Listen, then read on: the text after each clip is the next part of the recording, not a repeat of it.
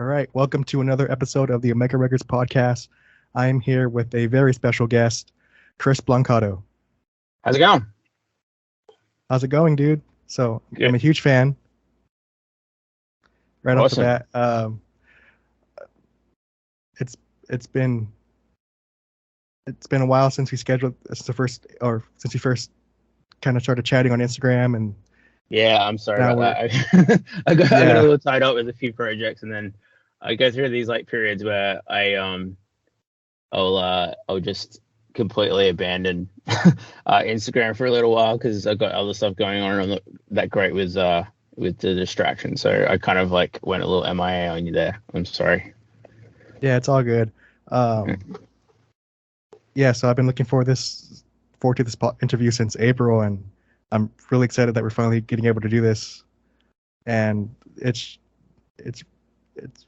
I've been looking forward to meeting you for forever. Since actually, I've known your name for a while, but ever since your pack with STO Tones that we did with Northlane on Alien, that's where I kind of started to get to know you a little bit more, and I was intrigued by what I saw from your studio and all that kind of stuff. So I would really like to get to know the person behind all the magic. Yeah, cool man.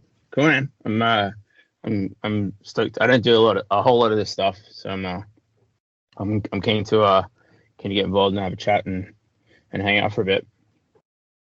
Yeah, so one of the reasons why I wanted to interview you is, well, one, you're one of my biggest inspirations as a producer, and then two, there isn't really anything on you that I've found apart from the STL thing. Yeah.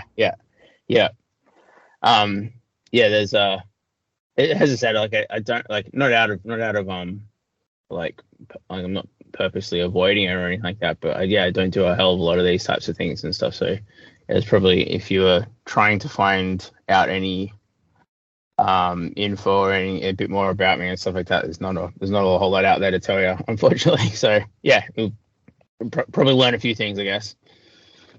Yeah, okay, so let's start from the beginning then.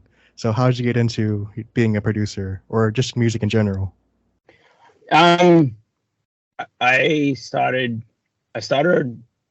in music generally at a pretty young age. Picked up a set of drumsticks kind of probably like it was about 4 or 5 or so. Just started kind of like, I'd like an older cousin which is heaps into playing in band, like rock bands and stuff like that, and it was kind of, I guess, a bit of an inspiration at that point. So I was always kind of, as a really young kid, just gravitated towards drums and hitting like pots and pans and that kind of, like the usual kind of stuff how most kids get into drumming, if that's their thing. And I did that all through, like, right up until, well, still am, I guess, but like I did that all through, high school and stuff. But my dad actually had like a really small recording setup. This predates all sorts of like home recording kind of things. Like this is like, he had like an old tape machine and monitors and a little tiny little console and stuff like that. But it was always like this kind of thing which just kind of packed up in the corner of the house. He didn't really use it a whole lot, but I was always really intrigued by it. And then it kind of got to the point where I was like, I guess like in the middle of like high school, like 15, 16 or so. And it was just at the point where home recording started being like, it was a bit of a gimmick, but it was like still kind of possible. Like you could get like a little 2-channel interface or, and probably have a couple of RCA inputs and stuff like that. And it was definitely on the toy side of things at that point. But I kind of just got some of that stuff and just started tinkering around. And I just fell in love with it at that point. And then just kind of kept doing it for probably another 10 years or so, just, recording my own band and little things like that. And then one day I kind of just got jack of having my job, and I was like, I'm just going to go for this, and ended up leaving my job and just going full time in the studio and kind of going for it from there. And just fully fell in love with audio and recording, so much to the point where I spend less time playing and less time doing like actually performing and being a musician myself now. It's just kind of, it fully took over my life. So yeah, I mean, it's not really all that much of a different story to most people. I think a lot of people who are in this kind of get into it in the same reasons and in the same ways. But yeah, that's basically how it all started. Yeah. So what year would have that been around where you quit your job and focusing on recording? I think it was like 10 years last year, so probably like 11 years ago. So what, like 2011 or 12, I guess. I think, yeah, around there, somewhere then. Okay, so around the Joey Sturgis era?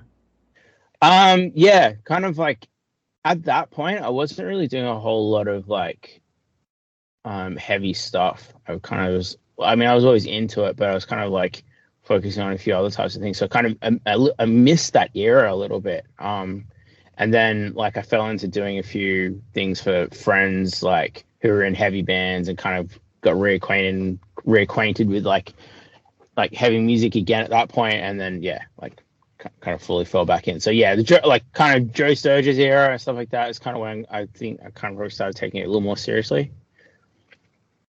All right.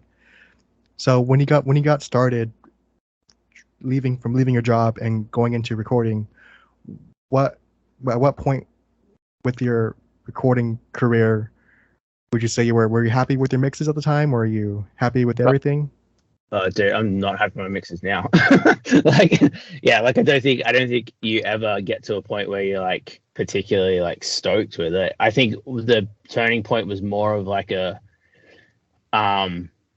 and what I mean by that is like I don't think the chase ever stops really, and I think there's probably something wrong if there is a point where you decide that like everything's all peachy and everything's good. But I think there was a point where I felt like, you know what, if someone came to me and wanted to do a recording and I charged them some money for it, it wouldn't be like that would be acceptable. I'd be happy with that. They would be getting. I wouldn't be ripping anyone off by recording them and giving them this product.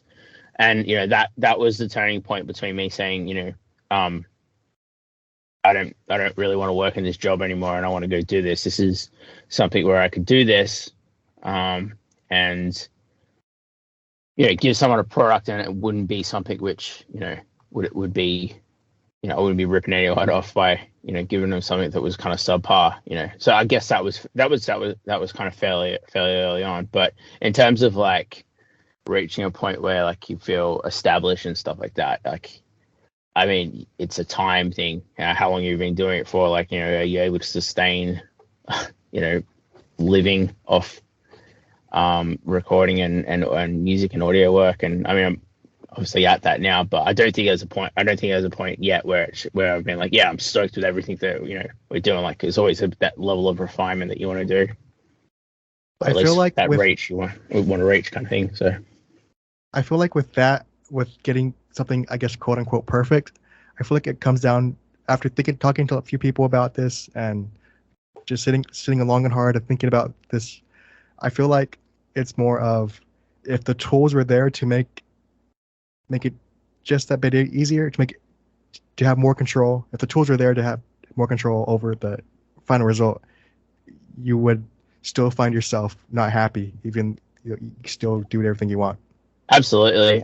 And I think also too, like, and this touches on a little bit of like the hot topic at the moment of like AI and things like that. But like, I think that if there was something that A, determined what perfect was, and B, was able to reach that so easily, there wouldn't be a reason for people like you and me to be doing what we're doing. And I mean that in a really good way, like that chase and that for that level of perfection is kind of what makes things kind of interesting and creative. Like it means that there's not a set way of doing something. That means there's not a set sound which you need to kind of like tick the box of, and if there was something which was like, refining, like over refining and getting you to what you needed to do, well, then what would we be actually doing as producers and, audio engineers? Do you know what I mean? Yeah, because AI would take the life out of not to be cliche, but AI will take that personality and the life out of the product, and that's what is chased with music, is that identity behind it. Exactly. And it's like almost the things that you think are not perfect about the recording are sometimes the things that like create the character and create like the uniqueness about it. You know, like you're usually like a great example is like if you're doing a mix and you're referencing, and I think it's like that's where I think referencing is where a lot of people's like feeling of like shortcomings come from, because it's like they're listening to something and they've got this benchmark of what perfect is, and they're referencing something and they're saying, oh, I have to get it to that point, I have to get it to that point. But there comes a point where what you're doing is just different, you know, and it's hard to see that when you're in the moment of that. Like you might be referencing like your favorite mix's latest release, and you might have a different sounding guitar tone. Does it mean it's better or worse? You know, no, it doesn't mean that. It just means that it could just mean that it's different, and that difference is what makes you unique as a producer or a mixer or an engineer type thing. You know? Yeah, it's kind of like that thing with, I don't know if you've seen this around, but how Ed Sheeran, how he can play any pop song with 4 chords. Yeah. It's kind of like that. How it's not different. It is different. It's not different. It's just a different version. Yeah, exactly. And like that is like, you know, he gets up there and plays those, you know, those 4 chords, which like pop music is based around, and it's like more like all music's based around something which has come from a earlier foundation, I guess. But like his stamp on it isn't the 4 chords. His stamp on it is the melody, his tone of voice, like the way that he expresses the, you know, the performance in the recording, the way he does it live. Like there's so many other parts to that. And if you were to boil that same thing down to like heavy music in a production world, like we all have guitars, we all have drop tune guitars down to similar tunings as everyone, you know, like we use similar sounding drum sounds and stuff like that, but there's still like no one's running around saying, oh, you know, you stole this person's mix type thing. Like even though it's got the same parts to it, and even though it's got the same things, all those like tiny little intricate details are massive. You know, the sum of all of those is what are the things that make us quite different, you know. And I think, yeah, back to the perfection thing, is that if you were trying to iron all of those things out, I don't think that's a better world. Like that's a better position to be in, you know, at the end of it. And yeah, so it's a necessary evil, I think. Yeah, and going back to ironing out all those little details, I've noticed that producers and artists and bands in general, they I just wanted to going off a little off topic, but I noticed people, they have these phases where they go down a rabbit hole of one little nuance. So like for example, for me right now, I'm going down the rabbit hole of string tension, scale length, and tuning. Yeah. And but you accumulate all those different things into a finished production. All these little nuances, even though they're small changes, they make a big difference in the end result. Oh, absolutely. The scale length thing is that's a deep rabbit hole, and I feel like I'm still learning. Like I went right down into it a few years ago, and it was like I have to have the longest scale guitars, I have to have like the highest tension, I have to have Evertune and everything, like whatever it was. Like it was like I know what you're talking about. It's like an obsession to like refine something about that process and stuff. And then I forget when it was, like it was maybe a couple of years ago. I was working on a project, and we had like everything, all the ducks in a row completely, with like the right tuning, the right like we had the perfect like string tension. We were tuning stupidly low type thing, and I was like, something doesn't really quite sound right here, or something doesn't sound like as like how I expected it to sound like. And then I at that point had learned that like even after the tuning was like all sorted and everything, like the scale length actually made a huge difference to the way that the guitar sounded. Like using these really, really long guitars, and like the guitar was a lot brighter than I had ever really like expected it to be. And I was like, oh wait, hold on, the scale length of the guitar actually makes a huge difference. And I mean, I don't know, I could have read that on the internet somewhere, but actually experiencing it was a completely different thing. And so yeah, like every aspect of what you're recording and what you're doing, or every part of that puzzle can be a small or big or, you know, significant part of what you're hearing in that final result, you know? Yeah, so I guess a more easier example, or for someone to relate to on this, would I guess be, well, for me it was when I started recording with outboard gear. Mm. I track with a full analog chain. I have a 2-channel rack of 1176 pre's, which I'm actually using right now. Then I have a single distressor and then a 1176 for tracking. And once I started tracking with just preamps, it made a whole difference, because that one small change in with the transformer stacked up across multiple tracks really made a huge difference across even though it was one small change. If you A and B, like just a vocal with and without the transformer, you want to be, most people won't be like, I can't really hear a difference. But once you stack it up across the whole 100-track mix, you can really hear a difference. Yeah, that's a huge one. Like in the middle of COVID, I kind of went down and did a little bit of like, I had spare time on my hands, so I've been collecting outboard gear for years, and I was like, I've got all this stuff and like I like it, but I don't really feel like I know it well.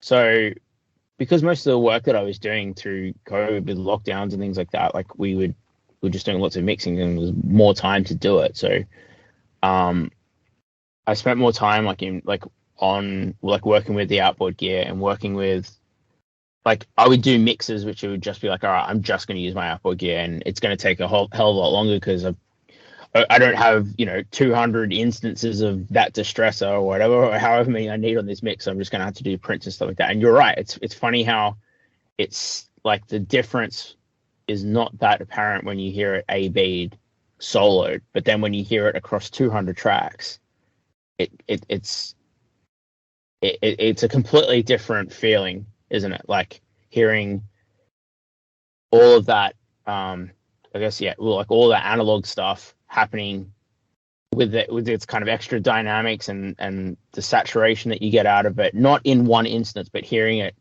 across an entire mix is where it really starts to take shape. Yeah, so do you remember your first time working with analog outboard gear? No, I don't actually. I don't remember. I remember like maybe some of the first pieces I bought. I think one of the first things I bought was like I bought a distressor, and actually no, I bought some other cheaper things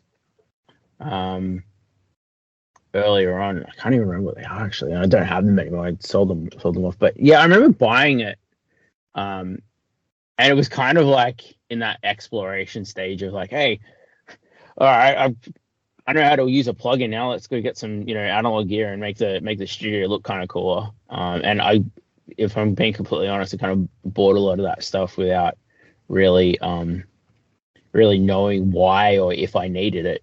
I mean, I've definitely come around to now, like I'm talking like 10 years ago type thing, but like coming around to it now of like really having a better understanding of it and appreciating it and using it more as well. I mean, there was probably a period there a couple of years where I didn't even touch it because I was like, I don't really know what's going on here. So, but I don't really remember the first time which I was actually using it. I guess after high school, I did what we have here is called like in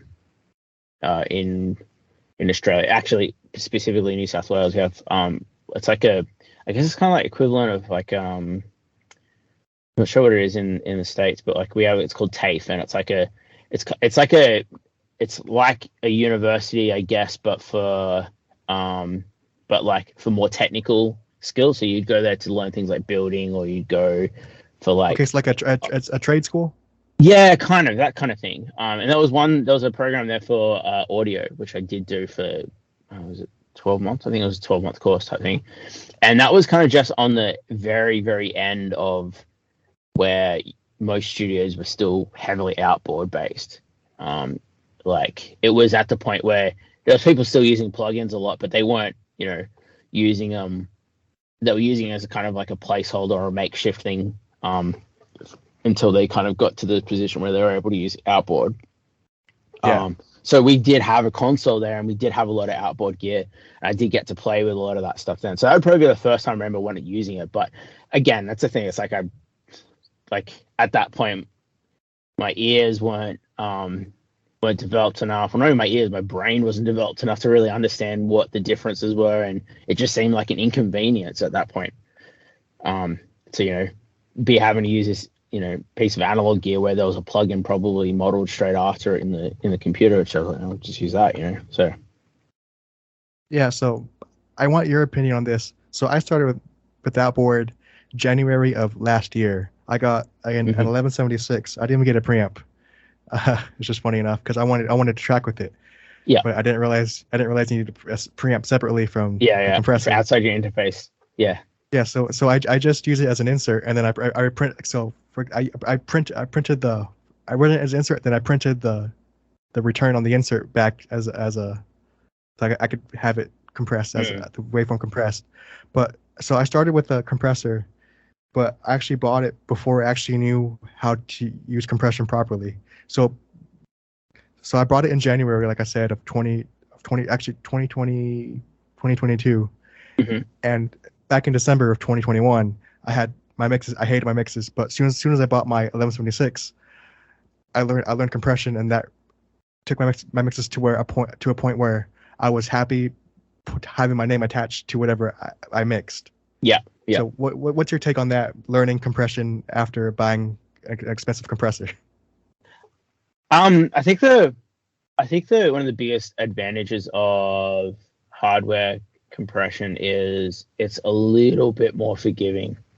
Like I feel like I spend less time tweaking when I'm on hardware. Like I kind of just slap up settings and kind of give them a bit of a movement, a bit of a vibe, and kind of good to go from there. But when I'm in software, like I feel like there's like, you move that knob a little bit more, and it's like a little bit more apparent about like what's happening. Like I feel like I can throw anything at hardware compression, it's kind of going to come out good, right? So yeah, I think one thing that, and maybe what you're alluding to there, is that like when you've got such a forgiving piece of equipment there, you can still hear the differences and you can hear the changes, but you're not hearing the shortcomings of software, or it's a particular compression thing. I don't really feel like this is a thing with like hardware EQ. But compression, like you're not hearing the software doing its thing. You're hearing the compressor, like the compression doing its thing, and so therefore it's a little easier to kind of get your head around what's happening, like what each knob's doing, what is attack time doing to the signal if I adjust it, what am I getting out of a longer release time, and how does the signal actually behave over a threshold type, like those things are a little bit more apparent, and I guess a little bit more pure on hardware. I feel like I learned the same things when I started working with hardware as well, like, or at least more like in my COVID deep dive of hardware. Like those are the things I was noticing. I was noticing that I was like had a deeper understanding of hardware, of compression when I was using it in a hardware format. And the other thing too is that like there's a little bit more pressure as well. Not pressure, but like it's a bit more of a commitment in terms of if you're gonna print a vocal and sit there and tweak it, and you only got that one 1176 to work with, you kind of have to get it right, because if you don't, you're gonna have to go through and do it again. Whereas if you've got it on a plugin in your DAW, you can just go back and open it up and change it whenever you want. So I feel like there's a little bit more of like an incentive to work a little harder to get your head around it. You know what I mean? Yeah. Now that you say that, I feel like that was kind of that incentive was what kind of pushed me to understand it more. Yeah. Because I've been working with this one band since February or March, and as their vocal producer, and then as you track more and more, I keep slamming the compressor harder and harder on the vocals, um, I get emails from the mix engineer. I'm like, hey, can you not do that? It's really fun. I just push the boundaries more and more until I reach the limit with the mix engineer. But yeah. Compression is one of those things where I want to try every compressor now. So after my 1176, I got my preamps so I could finally track with compression. Mm-hmm. And then I was really scared at first. So I only did 3 to 5 dB of compression on the way in, and that was nothing compared for as far as compression for metal vocals. And then so I just did that to kind of just tame the, I don't have to compress as much with the plugin. But then later, a few months after that, I don't know if you're into vintage gear or not. I would love to be. I'd love to be more into vintage gear because it would be awesome. But I think the budget is a little bit is so much steeper on those. Well, I don't mean that kind of vintage. I mean like the more underground type of vintage. So you know the famous 160, right, from DBX. Yeah. So and you know how there's the 1U version with the black one with the 160 XT and the 160A. Yeah, I've got the X. I've got 2 of the X's. Well, I found a version of that. It's called the 166, and it's 2 channels in one U, but it also has a side chain and a gate. But it's only with the soft knee with engaged. Like there's no way to do it with the hard knee. Yeah. I know those. So they're like quite big and like I'm not sure if they sell these days because most of it's gone digital, but like they were quite big in like a live environment as well, aren't they? Yeah, because they have a gate, so I'm pretty sure it's for live mostly. Yeah. But I use those on my cymbal bus a lot. Oh, cool. Smash it. Yeah, so I have a cymbal bus where it's my overhead bus, but I also sometimes I will throw the hi-hat in there and any spot mics because I just want to. I think that's the only thing you get out of working with hardware is because you have so much more of a limited resources to work with it. You end up doing cooler workflow things like having busing more things. Like, you only got 2 channels to work with. Like, you're not going to obviously run that compressor over or that whole channel over a hi-hat. It's easier to work in broader strokes with buses. And I think that's a bit of a smarter and faster way of working as well. It's cool how hardware will influence the way you work just because of its inconvenience. It's a pain in the ass. Think about it. You're everything has to happen in real time. We're used to doing things really quickly, and plugins just give you so much flexibility to work in a really fast way. And I think if you're working for people as well, the clients expect that as well. It's they want, not that they're demanding, but they're used to being at home and making a demo and flicking something out in 5 seconds. So why can't you do it? You're the pro, So having those kind of having hardware living in a software world, it just makes you work a little harder for it, and it just changes the way that you do things in a really positive way, I think.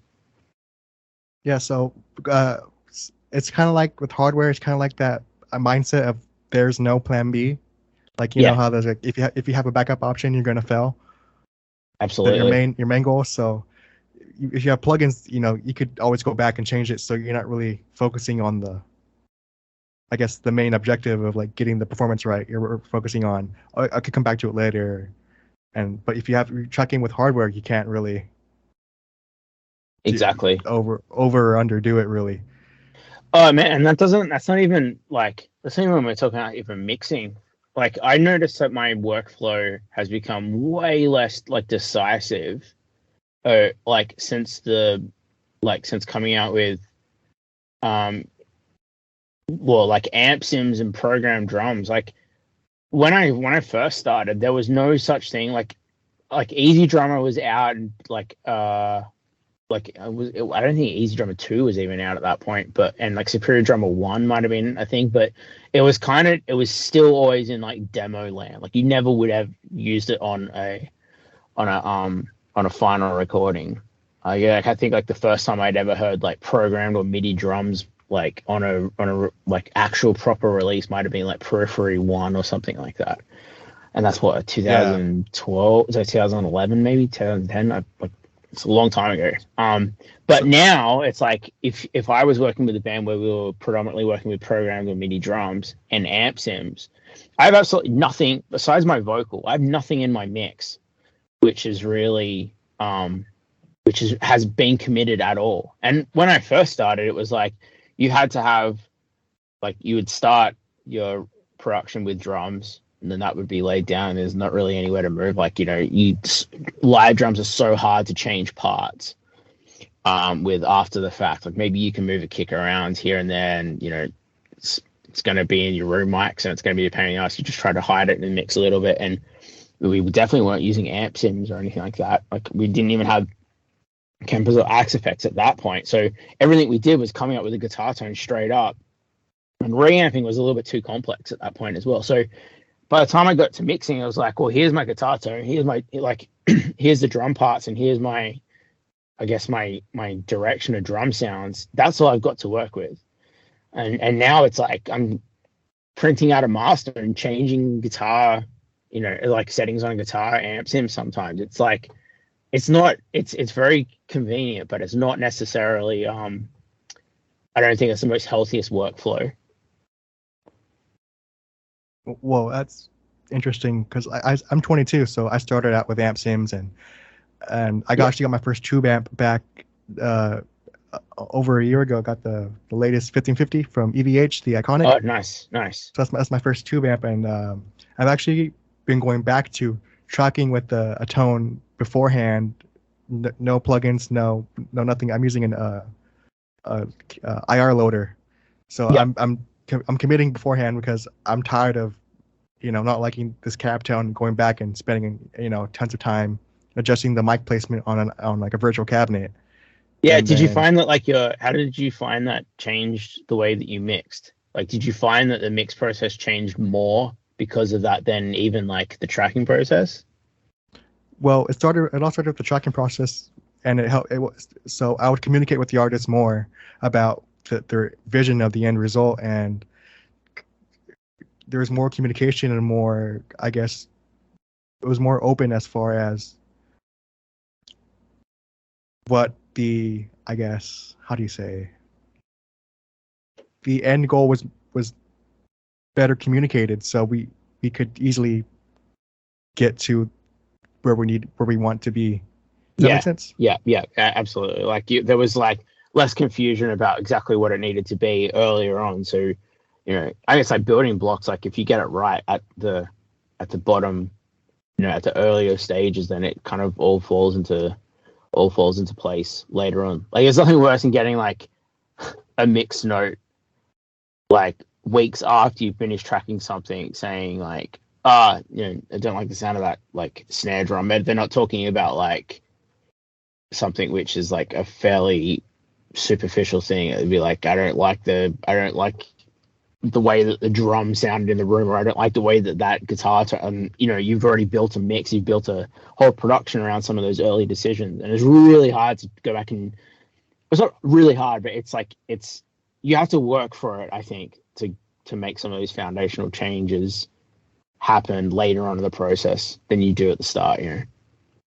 Yeah, like I have my own band now, and I plan to track drums at the very last thing besides vocals, because like you said, changing drums around will be really complicated, and it's something that's what's it called? It'll be really difficult just to write a song, and then really difficult, I guess, emotionally as a songwriter to change how to change the whole drum part, and then drum parts like, maybe it'd be cool if I do this riff over this, and have to go back and change. It's a domino effect basically at that point of going back. Yeah, moving to like drums at the end of the process is a bit of a game changer. Like it's kind of weird why we did drums first for so long. Like I like parts of it because it's back to the whole like committing early. It does make you do that, forces you to kind of like have some boundaries, but like we're coming from times where like there was not even necessarily a click track happening on recordings, and you needed you needed a drum kit to be there to kind of create time and create like a pulse for a song and a recording. And I'm actually quite surprised that we stuck with that for so long after even going into a digital, like all digital workflows and stuff like that. Like we were still doing drums first, and it seems it's the most taxing instrument to record out of any like modern rock or metal band. You know, it's like very, very detailed, very very cumbersome. And why would we start recording with that? It's just it's insane to think about it now. So yeah, doing drums at the end is an absolute game changer. Yeah, well, speaking of drums, did you work on the Nick Peterson studio drum pack? Yeah. So that was unfortunately, I kind of haven't really been very active with it, or we both kind of just got really busy and started doing albums, and then COVID hit, and then we had a lot of like, it was a struggle getting people to like finding people to actually work within that.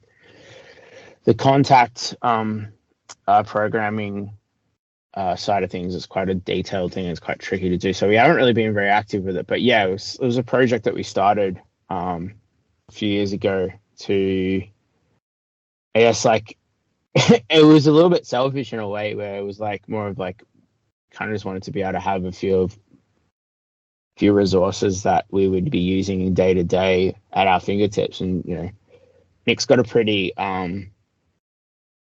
acute style in terms of both his playing, but also to his like drums like setup, like even little things like toms and stuff like that, like him having a 10-inch tom and a 14 and a 16, and then having the split like right and left floor toms and stuff like that. They're really when we kind of created a lot of those samples and stuff, they weren't really things that we had in many libraries at that point. And at the same time as well, like there was like some, like, I think he's got a pretty specific way or style in like the way he tunes drums as well, and I really like that. And so it kind of just started as a thing of like, hey, let's make some drum samples and stuff like that, and like I'm going to use them and I do use them still. Like let's create a bunch of that stuff. And then it's like, hey, I think other people might be like interested in this, so let's kind of put it out as well for everyone else to kind of have access to. Yeah, I'm actually planning on I want to check it out and probably use it on my stuff, because Nick's setup is pretty unique. It's with his cymbals are angled away from him, which is I found pretty interesting. And then like with the floor tom thing with the left and right one, that I actually that's something I kind of wanted to incorporate into my music, because the way I see it is like it fills out the stereo field with drums a bit more. For example, Leech is a good example of what has the big left right tom thing going on the intro with the delay on there. Yeah, and like having, if you like won't get full audio nerd on it, but like having like low end, like you think about floor toms, and they're kind of like the part in the drum kit which has the most sustain for low end. Like kicks have more low end generally, but like it's like short and punchy normally. But like having that sustained low end all happening on one side of the kit is kind of weird when you think about it. Like, like you having that lopsided, like you hit two floor toms and they're kind of happening on both sides. It's kind of like a bit weird and I don't really understand it, like that. But also too, like, I don't know if you spent much time like tuning drums or being behind like a kit with recording, but like when you have like one of the hardest things to get right, I think, with like tom sounds is that when you have like a single rack or even two racks and like two floors, the interval that you end up putting those two floor toms at the tuning and then resonating together don't always sound fantastic. So you have like, you hit your 14 or your 16-inch floor tom, and then the 18 or the 16 that happens after it starts ringing as well, and it doesn't really sound very nice. But having them two aside from each other, like one on the left, one on the right, you get a little less of that sympathetic resonance, and I think it's like it creates even more separation in the sound of the toms together. I think it's really cool, and I like that a lot of drummers have adopted it as well now. Seems like kind of like the new standard. With that, so how do I say this? I had it in my head a while ago, but I forgot. Sorry, I'm probably rambling on a little too much there. No, it's all good. I was just, my mind's kind of racing with ideas, because I have nothing prepared for this podcast at all. That's good. Keeps a chill chat. Yeah. I like it. Yeah. Oh, so what I was gonna say was, like, if you think about a drum kit, like from the drummer's perspective, it goes from left to right. It goes from highest pitch stuff to lowest pitch. So on the left, farthest left will be the hi-hat, which is the highest pitch cymbal, but besides a splash, basically, with the little ping it has. And then you go all the way to the right, you have the a heavy ride and the big floor toms. So from left to right, it feels weird, frequency wise, that it goes from highest to lowest, left to right, or vice versa from audience perspective. So I have OCD, so that kind of bothers me a little bit. That's a really good point. That's a really good point. I've never ever thought about that, actually, in terms of frequency and pitch. Yeah, so it's just more like it fills out the stereo space more, and it kind of the way Nick has his kit. So it's something I really kind of fell in love with immediately. So I've told you before we started recording, I first thing I heard of you was the Nick drum playthrough videos, and everything about his setup, and then even your recording really, like, I guess, I don't know how to say it, it opened up my eyes a bit more to, like, what's possible with recording and drums and all that kind of stuff. The setup thing is like a huge part about a drum sound. I think I don't think people like on so many different levels as well. Like there's like a sonic aspect to it, like why something sounds a certain way. But like one of the biggest things that I find myself working with drummers when they come in is that how their kit ergonomics and their kit, like the placement of their kit, changes, like influences like the performance of what they're doing. Like one of the best examples is that so many drummers have their hi-hat sitting really, really low. So when they go to play a beat where they're, I mean, you can see this on camera, but like what I'm showing you, but like when they go to play a beat and they're crossed hands, they're not playing open-handed or anything. They're crossing over to hit their hi-hat while they've got a snare and a hi-hat beat. Sorry. What happens is that when they go to hit the hi-hat right before a snare hit, they have to play over the top of their left hand if they're a right-handed drummer. And what happens is that the time it takes them to do that and then bring back their hand to give them enough space to hit the snare isn't actually a lot of time. So what ends up happening is the snare drum hit starts to become compromised then. And I find, like, in that scenario, by just raising the hi-hats up a little bit so they have like a bit more clearance for that left hand to get in for a snare drum hit, like makes a world of difference. Like it just instantly adds, I'm going to say 20% more power to that snare drum. And you wouldn't think of that, but like you wouldn't think about just changing a hi-hat's like placement to make a massive difference on a snare. But if you're in performance mode, you're trying to play, and you don't have to think about making that move, or you don't have to make extra effort to get that snare drum hit a lot harder, and you can just put things in a place where they kind of feel a little more natural. It's one less thing you have to think about when you're performing. So, like back to talking about Nick Pedersen there, like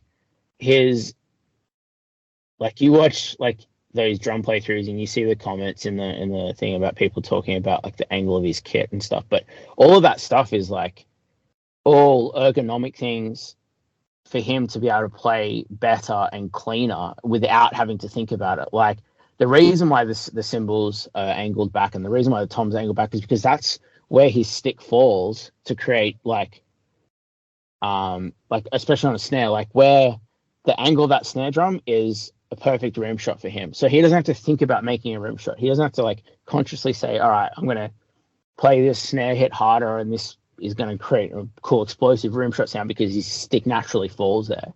And the cymbals... And that's going back to those tiny nuances that make a big difference overall.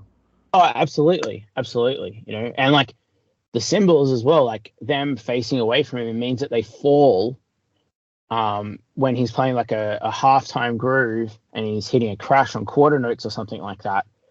The cymbal is going to be falling in a way where he's going to make perfect contact with the edge of that cymbal better than him having to think about lowering his wrists and making better contact with it. Like they sound like really, really small things, but sonically, when you hear it, like those performances, they sound perfect, and he's not even thinking about making them perfect. Like they are perfect straight off the bat. So it's like a work smarter, not harder thing, but with a sonic benefit in mind.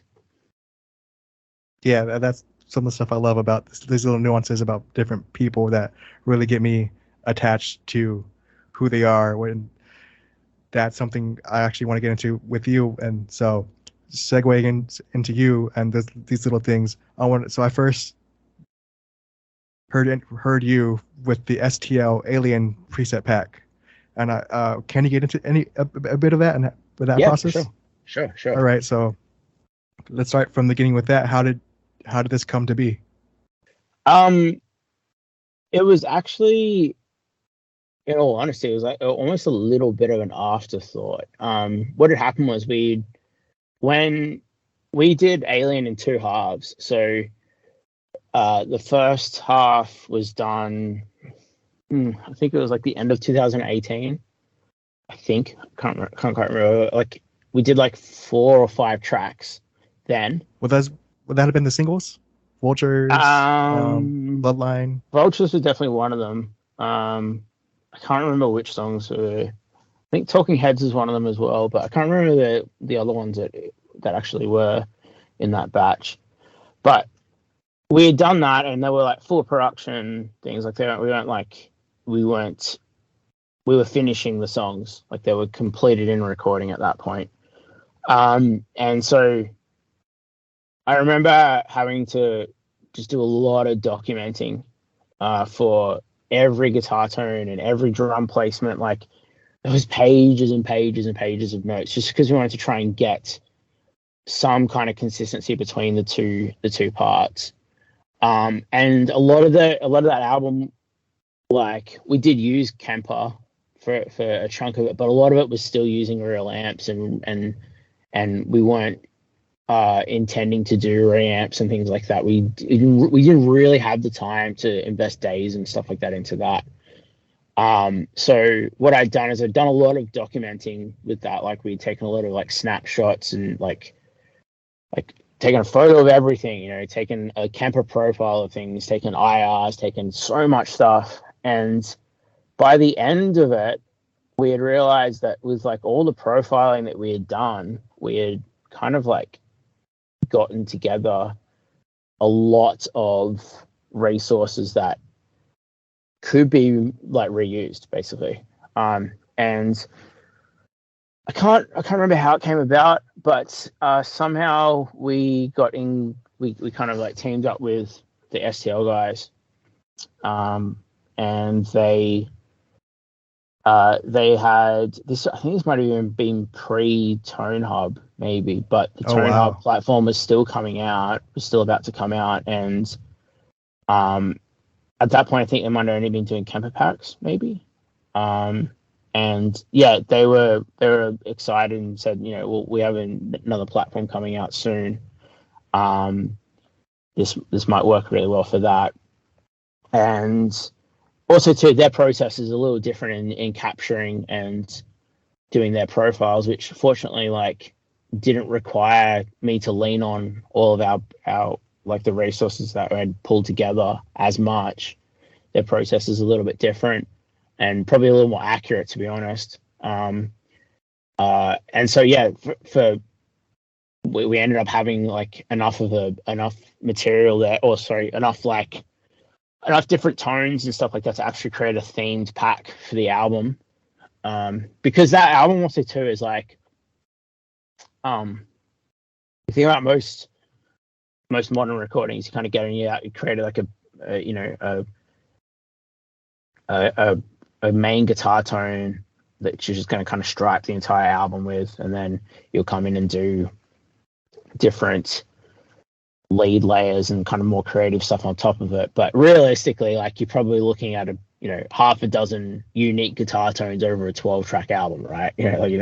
But that album is actually like,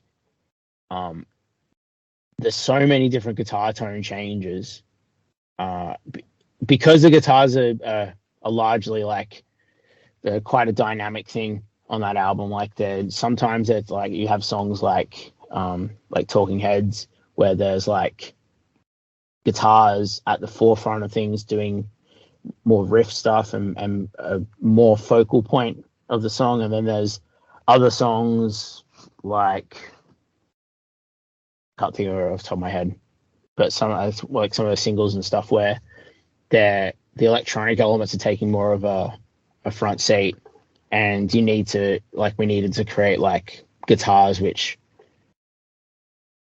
would still have presence but were more kind of used as like a thickening role. Like, it was like the roles reversed for what electronics and guitars would normally do. So it was difficult to do that in a way where you could just rely on the mix to come together. Like, we spent a lot of time like trying to make sure that album would sound the way it did, with guitars where the guitars needed to be to get, like, before it even went to mix. So like, if you listen to like the rough mixes or whatever it was coming out of those sessions, a lot of it was like set in stone earlier on, and it wasn't like a huge transformation when it went to mixing. The vision was kind of already baked in a lot there.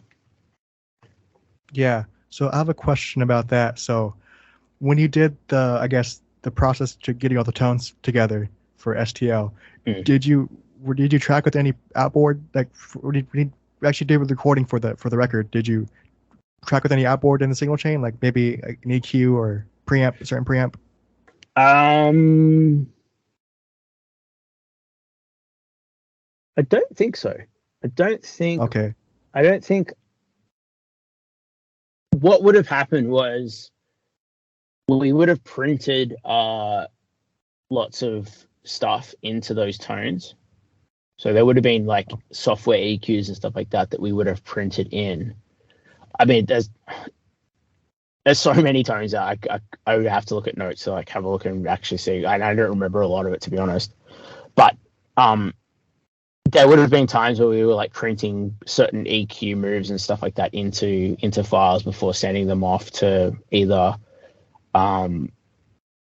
mixing or either for the STL pack. So there's stuff in there which is achieved by, I think even some of it was like done with like, I remember there was like some camper profiles that John really liked using, and we wanted to kind of adopt a little bit of that sound to one of the main guitar sounds. So instead of like trying to blend the two guitar sounds, like I would do like an EQ match on the Kemper profile and match it over, like mask it over the top of the real amp.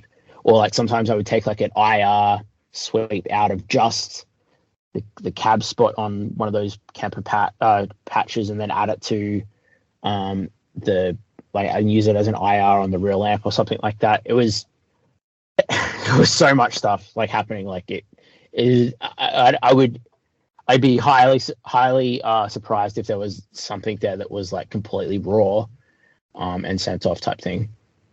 Yeah, that's what I was wondering, if it's like the raw, like off the mic sort of thing, or like if it was processed beforehand. Yeah, I think with that style of stuff, like it needs it, like there's guitar sounds on that album that don't sound like guitars, like, and you don't get that from moving a mic or having some, secret source settings on a guitar amp. Like, they just have to have extra processing on them to get them to. It's just like another level of creativity, I guess. Like, it just has to be there, really. But I mean, that's the vibe and that's the style of that album. It's not going to work for everything. It's just what we were doing at the time and where it ended up. I don't think it was necessarily something that we particularly set out to have processed guitars or something like that. The other thing too with the outboard stuff as well, though, is like, I think generally, like, I think a lot of people don't really need a lot of processing in, like, for normal kind of guitars with outboard gear. Like, I mean, aside from EQ and stuff like that, I wouldn't normally add too much compression and stuff like that. And I mean, between EQ and compression, that's kind of where a majority of like outboard gear lies, within those two kind of categories. So I don't think there would have been much outboard, if any, that stuff. It's like outboard specific. All right. And so with the success of that album, it being number one, and it kind of creating this new sort of sound, with the success of that, has that changed your career in any way?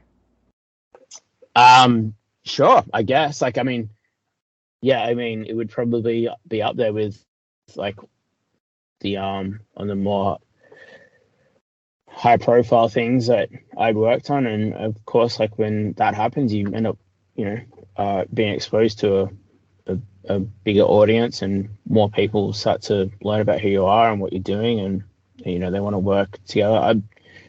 I don't have a metric for that. I don't think you can come up with that kind of stuff, but for sure, like, there would have to be some kind of influence on it. And it was a pretty, like, exciting time, like, for the band and what was happening there. So, like, naturally, everything that's happening with it, whether you were involved with artwork, or if you're involved with, like, the business side of things, or if you're involved with production or tour, like, whatever it was, like, when you have things like that happen and you're involved with, like, of course, like, it makes a splash, and it it has an impact on everyone, I guess.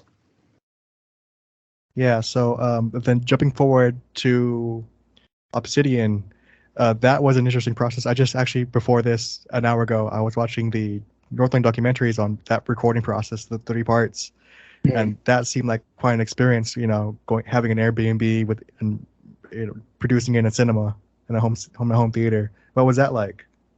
Oh, it was awesome. We did that because so I'm in Sydney here, and the band is originally from Sydney, but over time, Nick is still living in Sydney, but the rest of them are living in Melbourne. And we figured that, like, if we were able to do, like, the drums still here, the rest of everything would be, like, most of our setups are pretty portable. We were able to just move less people around to try and get, like, the band wouldn't have to come up to Sydney and get an Airbnb anyway to kind of come and work at my studio and stuff. And we didn't really need everything that was at my studio to do it. So we figured that it'd just be easier to move me and Nick down to Melbourne for the duration of the recording. And we were just able to work in kind of a bigger space and a little bit more secluded as well. Like, the place that we had at the Airbnb was, like, I'm going to say it's about an hour out of Melbourne City. It's kind of like in the mountains. It was a really, really cool house. And had a lot of space, a lot of, like, everyone kind of had their own little studio kind of area that they were able to work with. So we were able to be really productive and, like, kind of really get in the zone of it all, more so than what we probably would be if, like, we were doing it the same way we did Alien. And I think that album also too was, like, a little less reliant on us having a studio space. Like, we were able to do more stuff in the box and more stuff, like, without, aside from drums, really, like, everything else was able to be done just with a few plugins and basically a set of headphones and a laptop almost. like just with the style of that album and the way it needed production to happen. It didn't require a big space, so it was a good opportunity for, I'm gonna say more so for the band as well. Like the band's really got a lot out of being able to do it in a different environment, because that's a huge part about being involved in an album, right? Like it's more than just the tools and the studio and the skills that you're working with. Like sometimes it's just about the vibe and the atmosphere and where you're, like, the kind of good times that you have around it can also to influence. And I think that was a huge part of it, like having the band in a space where they felt really comfortable and felt really relaxed, was, and also to like closer to home. Not having a space where, partners were able to come and visit, and every few days they would like have people drop in, and so it was just a really different and really positive experience, I think, for everyone. Yeah, and so something I noticed with that is, or with the whole record altogether, is I felt like Alien was a confirmation for John that the electronics are kind of working towards, or being more like, I guess, people are liking the electronic elements. So I think Alien was like it's confirmation for him, like, oh, I want to see now he wants to push it further. And I'm pretty sure you and him are probably tired of people asking about all the electronic elements on the past two records from Northlane. But is that different for you? Like something different for you to like? Yeah, I mean, I to be honest, like in all honesty, I hadn't worked on a lot of music which had a bigger electronic influence. And for me personally, like it opened, like being able to see. I'm a very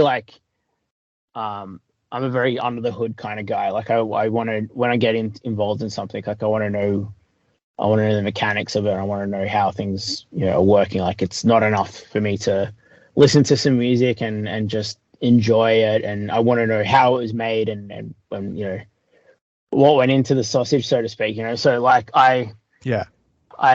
it was like a really good way of like learning a lot about that stuff and seeing how someone can. I mean, John's such a creative guy. Like he doesn't think in ways of like he's very like really technically proficient, like incredibly talented there, but he doesn't think in that kind of way that I think he kind of gets stuck in a little bit with audio production. Like you start worrying about what plugin is you're using and stuff to create sound and how it looks and like those kinds of things. Like his creativity is like has a purity about it, which is really refreshing. And so seeing him like assemble those songs with the electronics in mind is like a really, really cool way for me to learn and get like a foot in and become interested in how that stuff works with creating electronics alongside a band.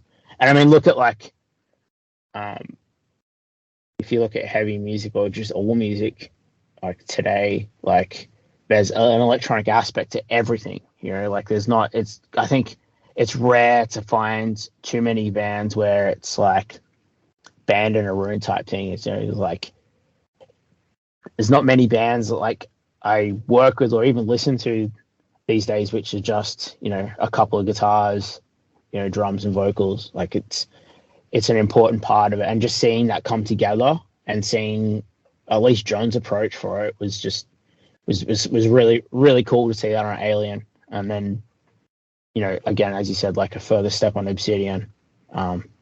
It's like such a cool methodology of making it happen. So yeah, like I think so. I want to touch on Clockwork a bit, because I think that was like the song for a while, and just the sits on that. What was your initial reaction to hearing that? Or what they brought to you with that? I'm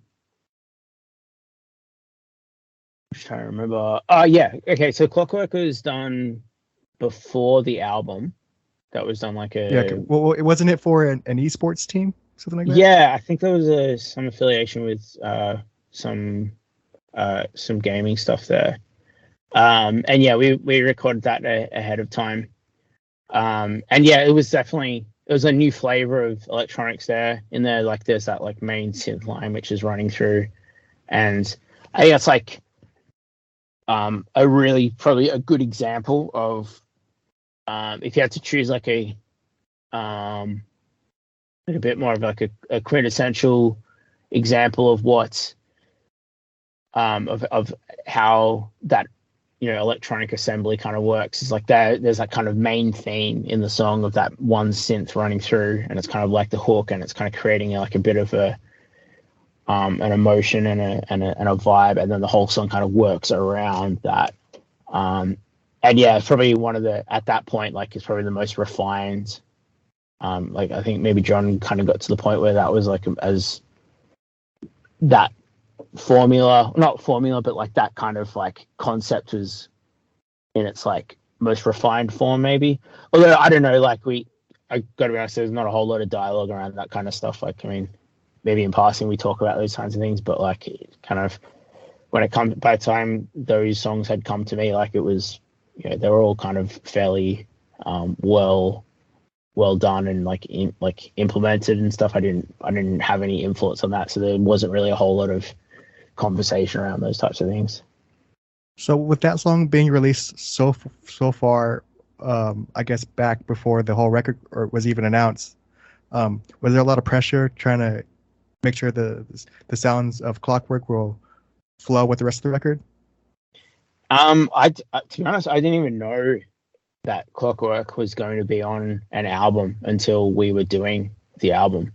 And I'm not even sure if the band had decided at that point either. So, to be honest, like we had also had like a test run of that earlier on, like with, as I said before, with Alien being done in 2 parts. Like they did, we had songs ahead of time, and like with, Nolly mixed both those albums, and he's a wizard. Like he knows how to make things work with kind of cohesion and stuff. So I don't know if there was any pressure or anything like that. Like kind of knew that it would kind of come together if that was the case. But at the end of the day also too, I think that's like something which is a little over, there's a little bit of overthinking with sometimes, like about how much consistency you need to like force into making something feel like it's part of like a bigger body of work. Like at the moment, like with the amount of stuff, like it's very, very, very rare that not just me, like a lot of other people are working on full albums from top to bottom, or even EPs or whatever. Like it's usually like an assembly of singles being recorded at different times and stuff. And it's surprising how much things actually kind of come together and just work when there's the same songwriters involved, the same, engineering or production, same mixing. Like everyone's kind of back to what we were talking about at the start. Like everyone's kind of got their unique style, and it's actually harder to stray away from that than it is to, like implement it, if you know what I'm saying. Like I think like you can feel like you're doing like crazy different things with like your mix, or you feel like you're engineering something in like wild and weird ways that you've never done before, but it still ends up sounding like you. So I think in that scenario, like those circumstances, you had Northlane writing a song that was going through their kind of filters. I engineered it with the way that I would normally do it. Nolly mixed it the same way that he normally would do it.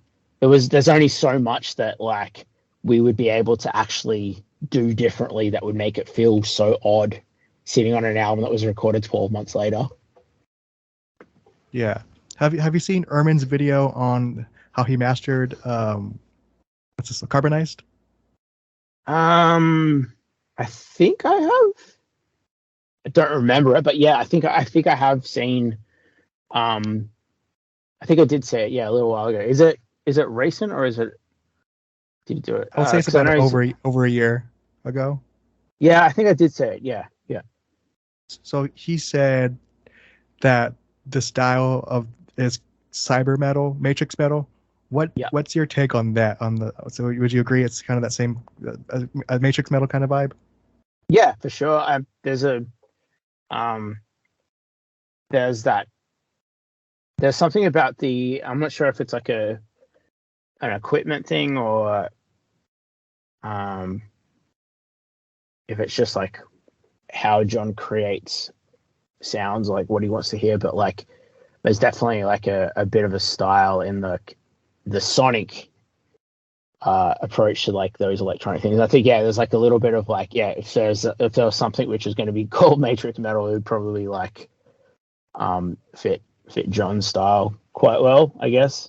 I don't know. As I said, like I didn't really have a whole lot of, up until the last few years, like I haven't really had a whole lot of involvement in electronic music or electronics in production. So it's still on the newer side of things to me, but I guess it probably would be a fitting name for that style if you had to call it something. So I have one more question about the electronic stuff, and this is one thing that's been kind of keeping me away from it a bit more than what it should. But I've looked into the Eurorack synth stuff, and there isn't I haven't discovered a way to sync it up to I guess a tempo map or I guess a grid. So is that something you manually sync up after the fact? I believe this is definitely more on John's side of the production stuff. Like a lot of that stuff just came to me already done, like flight into the session. It's kind of good to go. But my understanding of it is that there are certain modules on those modular synths where they will receive a MIDI signal from your DAW, and that can be used for sync. But also too, like, I don't know if like actual transport sync is that necessarily that important. It would be like, any other kind of performance where if you're playing at the same tempo, and you were to record it into your DAW that way, and then just line it up with your grid manually, it would work the same way. I think as long as the tempo is kind of working with what you're doing, there's no reason why it shouldn't line up. And those things like it's like tap tempo on a delay pedal. As long as you're able to like tap that in and like make sure that the effect or the synth or whatever like that is working at the same tempo, then that's all that matters. I don't think there's a lot of drift, or I don't think there's a lot of like variance in what it's doing. And even if it is, it would be small enough and kind of probably a creative like virtue to kind of have a little bit of that drift in there if it was doing something. But as I said, it's probably more on John's side of things. Like I'm not really that well versed on how the modular synths and stuff work as well. I have a very basic understanding of it. So going back to the tracking of Obsidian, when y'all had different studios, so how would they come to you with their files? Were they track in their, like say Marcus track his vocals in his space? Would he print it out and then come bring it to you on a hard drive? Basically, like we were working.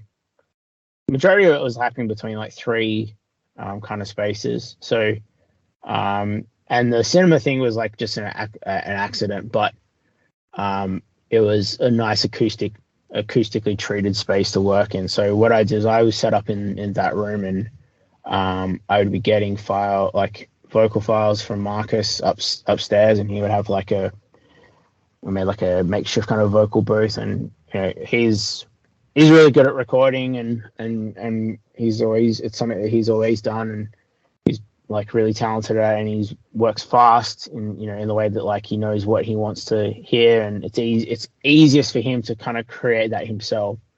So he would do that, and then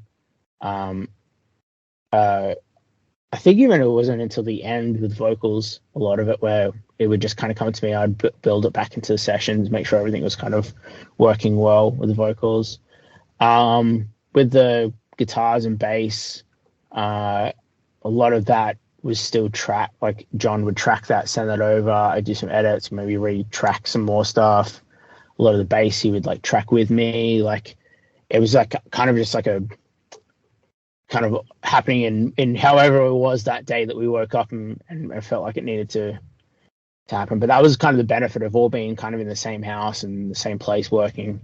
As I said, it was like really productive, like because everyone was able to have their own space and, you know, work on stuff simultaneously. So nothing was ever really held up by, you know, we have to do this at this point and this has to happen first. It was just kind of all happening quite fluidly and quite naturally.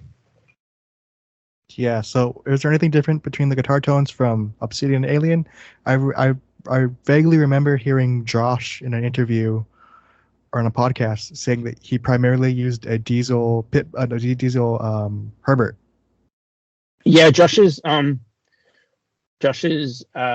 a, I think it's a, can't remember which version it is. I'm not sure what they're up to at the moment, but yeah, he's got this Herbert, which is, it's so cool. It's like it's one of the coolest guitar amps I've ever heard. Like it just it's got the most insane low end, like almost too much in most cases, but like for what they're doing is so perfect.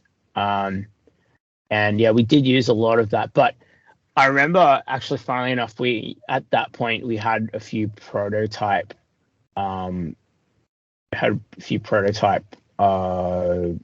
tones from the Alien STL pack out, like at that point, and we used a lot of that for Obsidian.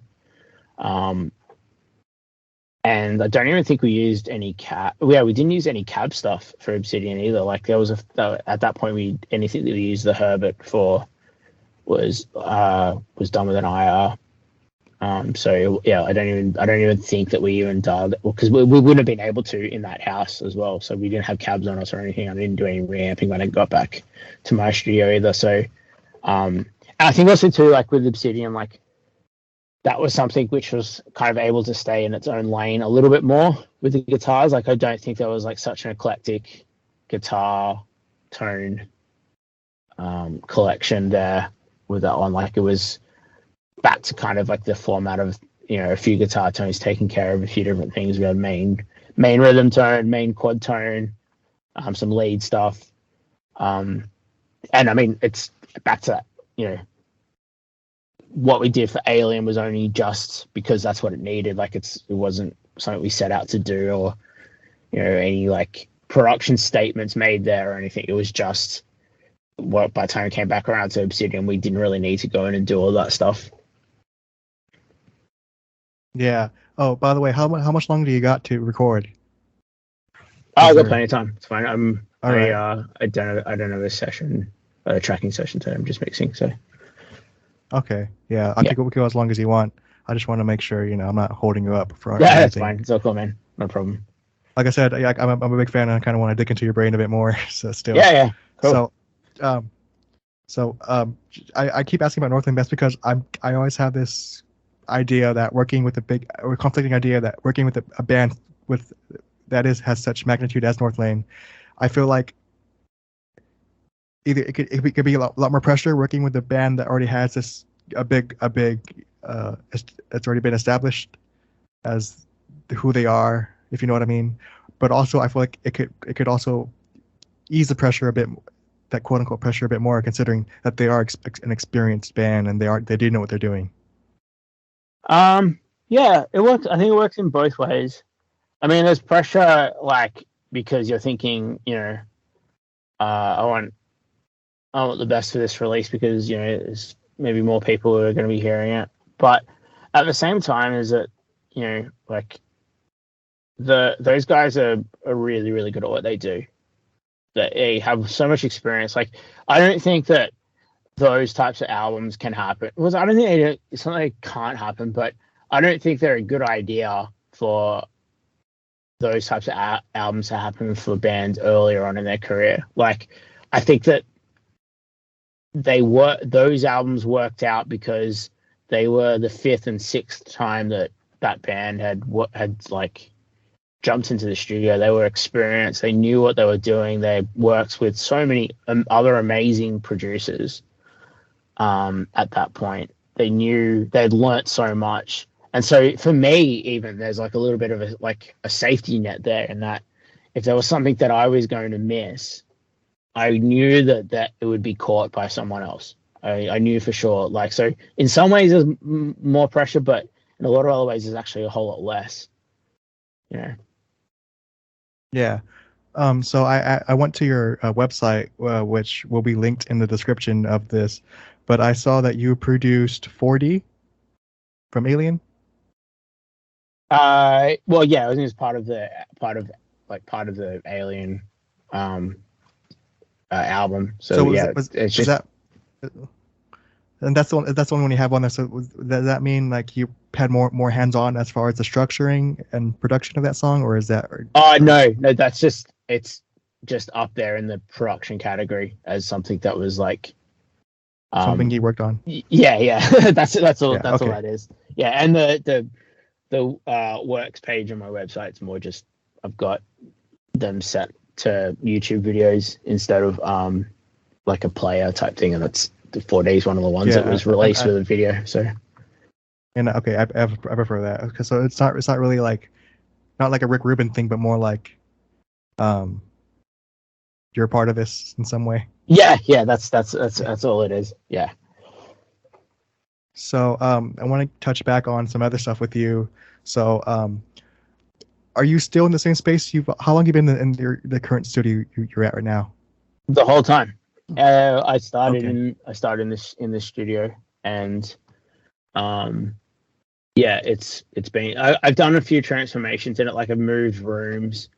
The studio's actually in my house, so like I've got a sectioned off part where I've converted like a garage into like a live room, and then my control room just shares a wall with that, and it's a fairly modest size setup. Like it's not too big, but especially for like today's kind of production workflows, like I don't need much bigger space than that really. Like a place to track drums and a place that I can record guitar DIs and then ramp them later if I need to or not. Like I think gone are the days where you need to have a place which is 5 or 6 rooms and all that stuff.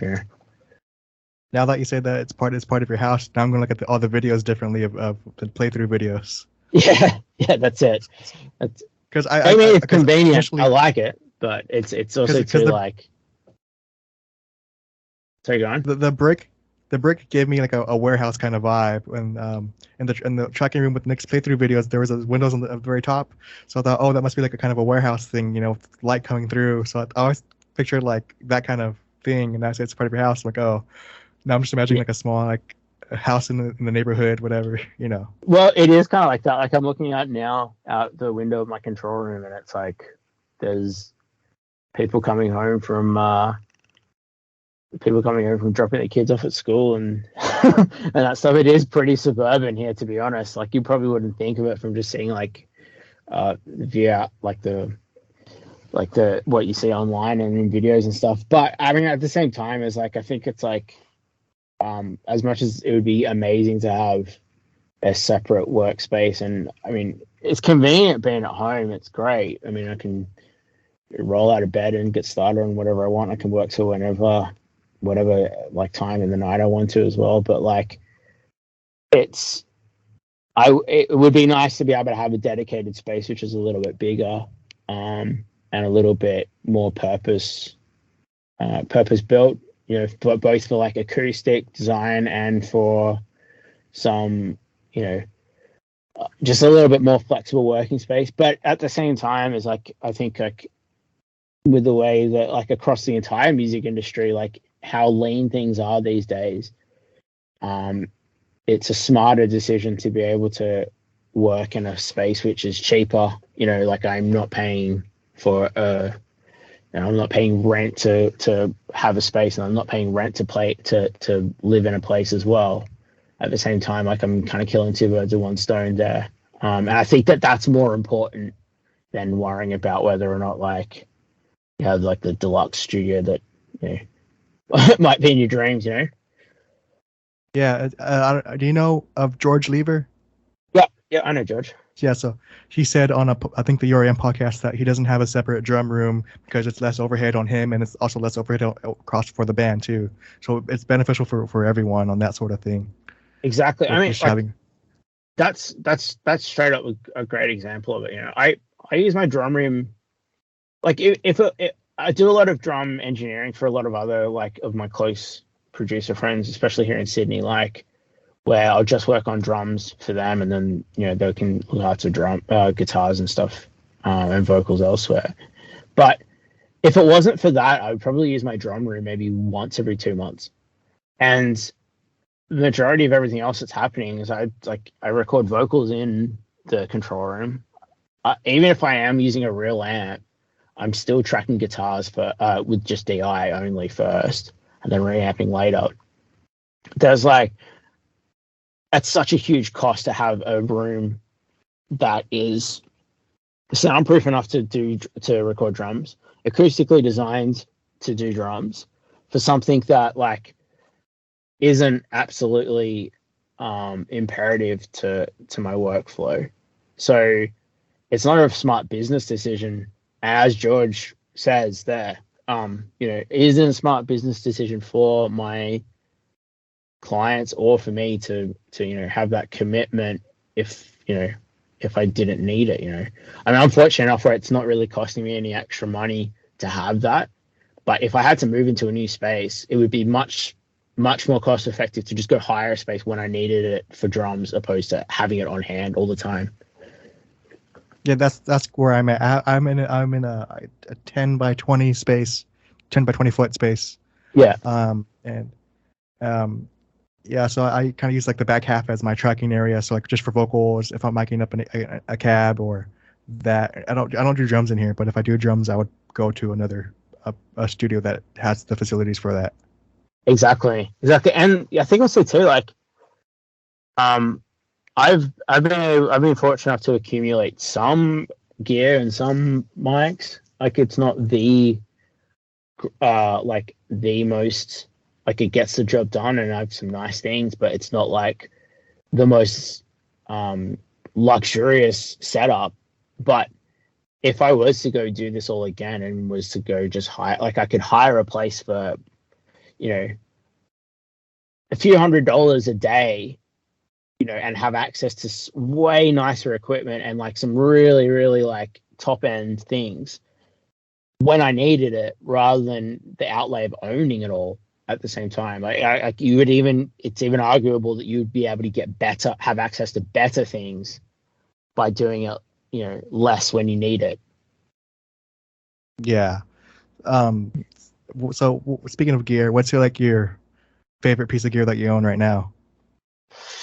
That depends. Are we talking because tracking, mixing, or monitor? There's a few different things, I guess.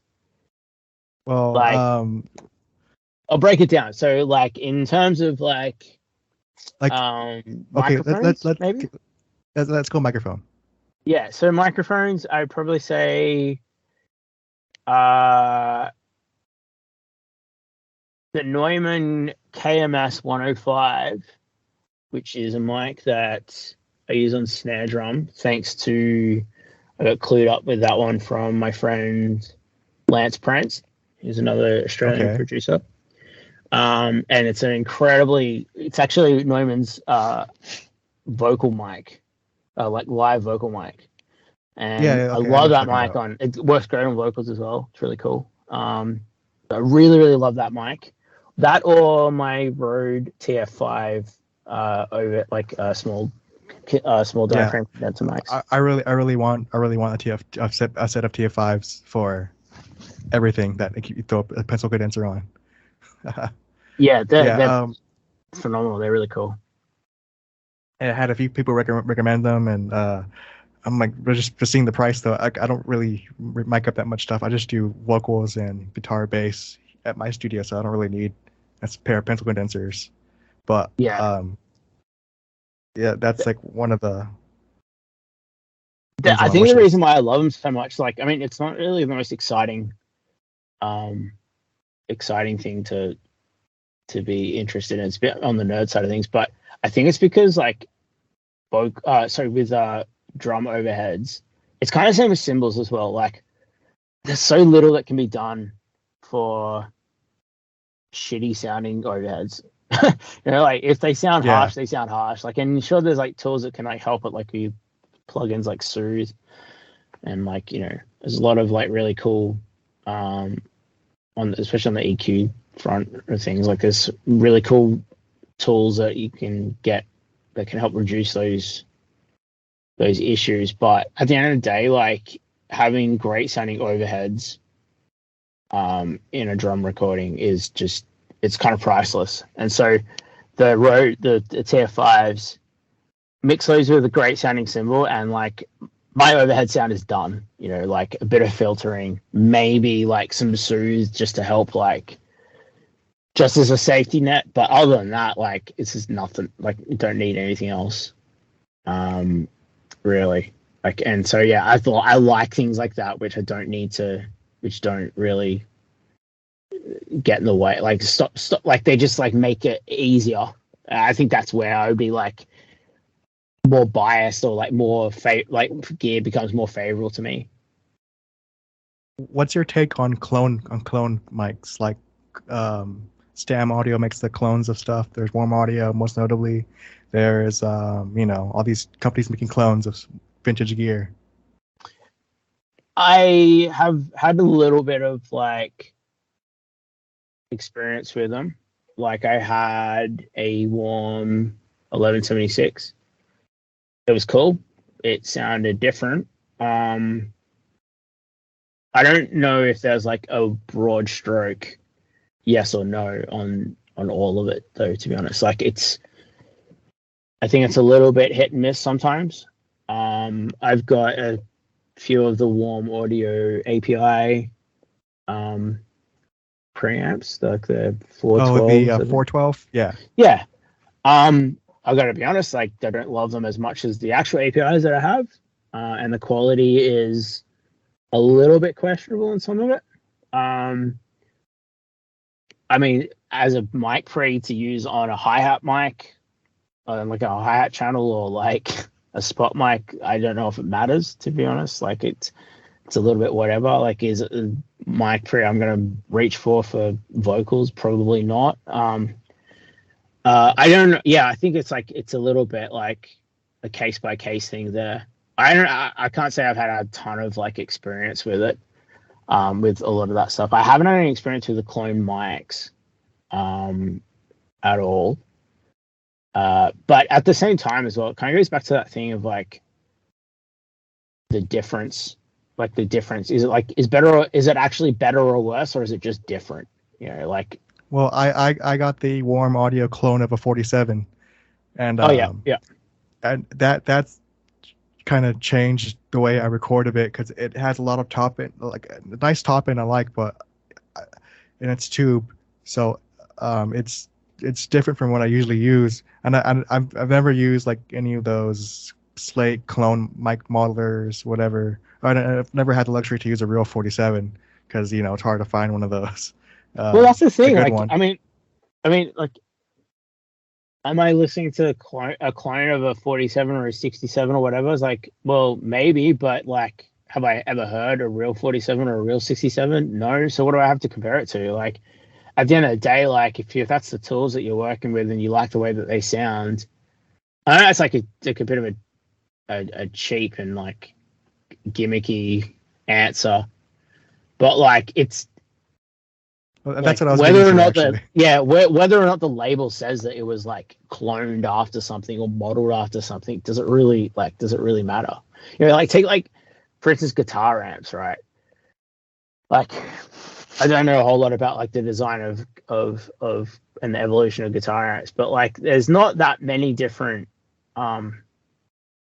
like completely unique guitar amp designs. Like, things kind of either come down to like a Marshall or a Fender, or like even things like from my understanding, like 5150s, which is the most iconic metal amp of all time, right? Like is derived from a Soldano, design. Now, if I'm sitting there listening to my 5150 going, oh, this is the greatest tone of all time, and then listening to the Soldano and saying, oh no, it's not. Like, I don't know, like I'm not focused on what's on the outside of the box at that point, right? So it should be the same with microphones as well. Like nobody is listening to whether or not like you have the clone or you have the real thing or not at the end of the day. Are you getting the result that you needed, that you wanted out of it? You know, so maybe there's a reason why the clone and the shortcomings of that clone, which make it different to the, original, are doing something good for the production. You know, maybe it is a little bit too bright, or maybe it is brighter than the original, and maybe that's what you needed. The other thing too, as well, is that like, sorry, I just started recording. Give me one sec.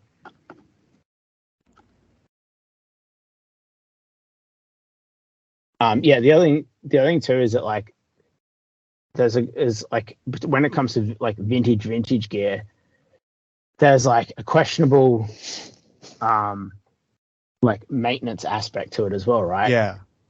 I don't really want to have like some $40,000 microphone sitting around, which is going to require all this like precious care and maintenance to and then like sourcing the tubes, like if the tube might get to find like a specific tube from between this time period. Yeah, exactly. It's like having an old car, like an old vintage car. Like, you're not going to really want to use that as a daily driver because it's not made to the same like manufacturing. Like, we've had so many great manufacturing developments like in the last few decades, which I kind of want to benefit from as well. Like the reliability of a piece of gear which was built in the last few years versus something which was built when they were just figuring out how that technology worked 50, 60 years ago, isn't necessarily something I really want to have as part of my day when I'm trying to get, stuff done and trying to get, a record made. You know what I mean? Yeah, and then jumping back to the amplifier thing, so the only difference I've found between different amps, because I've been going down that kind of rabbit hole too lately, is that the only difference I see between like say a Marshall and a 1550 would be the saturation and where the EQ is, like the EQ points are. Yeah, absolutely. Like those things like don't, like, I'm not saying, when I was saying that, I'm not saying that there's no difference between those amps at all, but like that's like one of the original concepts of cloning, right? But we've turned that into such like the 5150 became such an iconic amplifier in like hard rock and metal that no one's worried about whether or not that was a clone at some point at all. Like, it doesn't, it's not even part of the conversation. So I think the clone thing for audio equipment is kind of more of like a selling point or a bit more of a marketing thing than anything really. I don't think there's any reason why you can't get by or you can't make amazing stuff with it, with clone stuff. And if you just not think of it like, there's something out there which is probably, with the real deal, which is going to be better. I don't think that's necessarily a sure thing. Okay, so then going back to gear, I'm guessing if you were to pick one compressor, it would be the distressor? No. My favorite compressor would be my Allen Smart C2. I never heard of that one. It's check it out. It's like it's kind of like a holy grail of like SSL style bus compressors. It's like the only thing that like I would, if I had to choose one piece of hardware that I was going to use on any mix, it would definitely be that. Like, I don't feel like I've come across a bus comp yet, which kind of does the same thing in a mix. That being said, I don't use it every mix. Like, sometimes there's just convenience parts where I need to be able to work a little bit more like, with a little bit more convenience, like a little bit more agile. But they would be definitely my favorite piece of definitely my favorite compressor of all time. Okay, I think I found it on my phone. I'm online. Is it like hold on? Is it 1U? Like a 1U size chassis? Okay, is it a limiter and compressor? It's this guy. Yeah. Hold on, you can see it in the video. It's that one. Can you see that? Yeah. Okay. Yeah. Okay. Okay. Is that okay? I have the right one pulled up. Is that like a limiter and compressor too? Yeah, it's got really high ratio. Does have a limiting ratio there. Yes, but I don't think I've ever used it for that. I use it mainly where you use any kind of SSL type bus comp. Like I would use it over drums occasionally, rarely, but sometimes use it over drums and then use something else over a mixed bus. But mostly it's like a mixed bus comp. That's where I use it most. Okay. Well, just by looking at it initially, it kind of gives off more of a 33609 vibe. If you know what I mean. Well, it is. I believe Alan Smart used to work for SSL. I believe. I think he might have been one of the early designers, or maybe not even designers, but just worked on SSL equipment, and therefore he took it and then like made a different design or adjusted. I'm not entirely sure of where its origins come from. I know he has some affiliation with SSL at some point, but it's kind of like a different take on the SSL comp. And mainly the biggest difference is like it's got extra ratios and a few extra things about. Yeah, I saw 10-1 on there on the listing. Yeah, British King. But it's also too got like the main difference is I think that it's a dual mono compressor. So most SSL compressors are going to be doing everything in stereo, but especially I've been doing that dual mono thing on my bus compression for mixed bus because you get that skewing thing with the stereo field. I love that. It's like double tracked guitars, like the slight differences between left and right make it kind of feel a little wider. Yeah, kind of like old tape. Yeah, exactly that. And I've been going down the tape. I've been going down the tape rabbit hole too recently. Oh, really? Like hardware tape or like tape? Analog tape, 24-track, 2-inch. Wow, that's cool. That's cool. As I said before, my dad had like a bunch of stuff, and he had like it was like maybe like was that? No, it wasn't half inch. It was like more like consumer style, like quarter-inch cassettes. No, it wasn't cassette, like a reel to reel machine. But like I used to play, it was like an 8-track quarter-inch. But I used to play around with that a little bit like a few years ago, and I gave up really quickly because I was like, oh, this is way too much stuff going on here. There's way too much inconvenience at this point. And yeah, but there's like guys like Eric Valentine and stuff like that, which swear by it, and you listen to his stuff and you're like, oh man, maybe tape is the holy grail. And I mean, people like him say that like there's nothing out there which kind of matches that or beats that in the software world. So maybe it is worth jumping back in a little bit. But yeah, that's a whole other world. Yeah, I had someone come to recently that recorded. Like I said, I'm 22, so I was born in 2001. So had someone come to me who said they recorded onto tape back in 1992.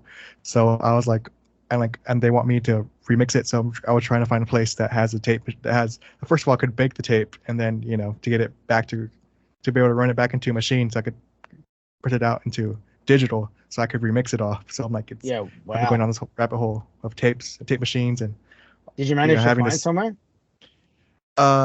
Kinda. I need to check my email again, but I hopefully get it done soon. But I'm excited to do that because I'm excited working with tracks that have been on tape. I actually do have something I can't talk about on air.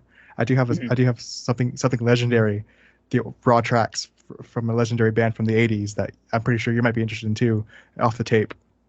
Yeah, cool. I mean, there's so much. Like imagine like having all the things we push into recordings now with like saturation and I mean everyone's using some form of saturation in their mixes now, but imagine just having that like in the recording, like that you can't turn off, you can't change, like that character's just there, and it's always like that.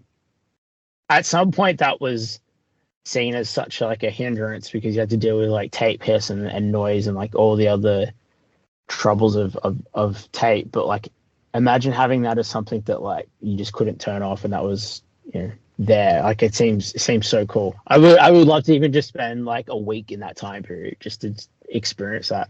It'd be awesome. And that's where I don't know if you watch YouTube, like YouTube producers, but there's the, he's not really a YouTube producer, but he's Jordan. His channel is hardcore music Yeah, I've producer, seen a something like few that. videos from him. Yeah. Yeah, Yeah. he did a video recently where where he tried tape for the first time.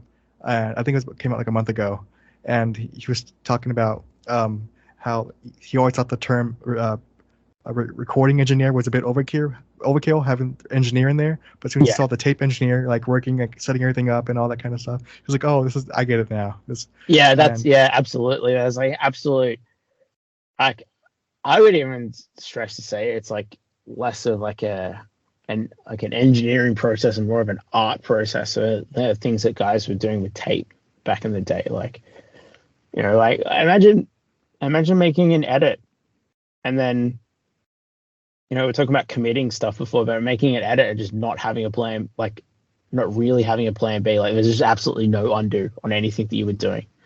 It's just frightening to me, like to think about like what that is. And like these guys would just have to be so good at what they did and so like precise and so like focused. Like it's another world of of what we do, which absolutely deserves to be like called engineering, right? Like yeah, I completely agree with that sentiment. and then you mentioned Eric Valentine, and I remember seeing when he was moving out of Barefoot. Uh, After he sold the place, he was talking about how on one of his videos how he had to The find the tape archiving, machine. Yeah, and yeah, I remember seeing we had to hearing from a bunch of people. You had to align all the tape heads. So I think it's 3 separate cards per channel per head. So that's I don't think it's like almost like a ton of, and it's like super fine adjustments you have to get perfectly aligned with each other. So that's 3 cards per head, and there's like 3 heads. So there's the read, write, and record head. No, no, read, write, and what's the other head? uh, like uh, like repro, like as in like a sync head. I think it is. Yeah, that one. I'm not sure. Yeah, No, as I said, I've been such little amount I know of there's 3 heads tape. for sure. And then if you Yeah, if they're slightly out of line, it's out of phase, and like it's a big mess. there's like just skills involved in making those recordings play back, as you can see in that video with him. Like it's incredibly fascinating about like how different, like we just take for granted so much now of like how easy it is for us to just open up a door and just start working. And like even like things like the price of data, even if you want to talk about like how much a hard drive costs versus, or even like cloud storage versus what a reel of tape is, like we are basically limitless with that. Like I can buy more data or more space than like than what I would ever be able to afford in the equivalent of tape. Like it's like they Yeah, had budgets there, and like part of their budgets for making albums was just how much money they needed just for tape.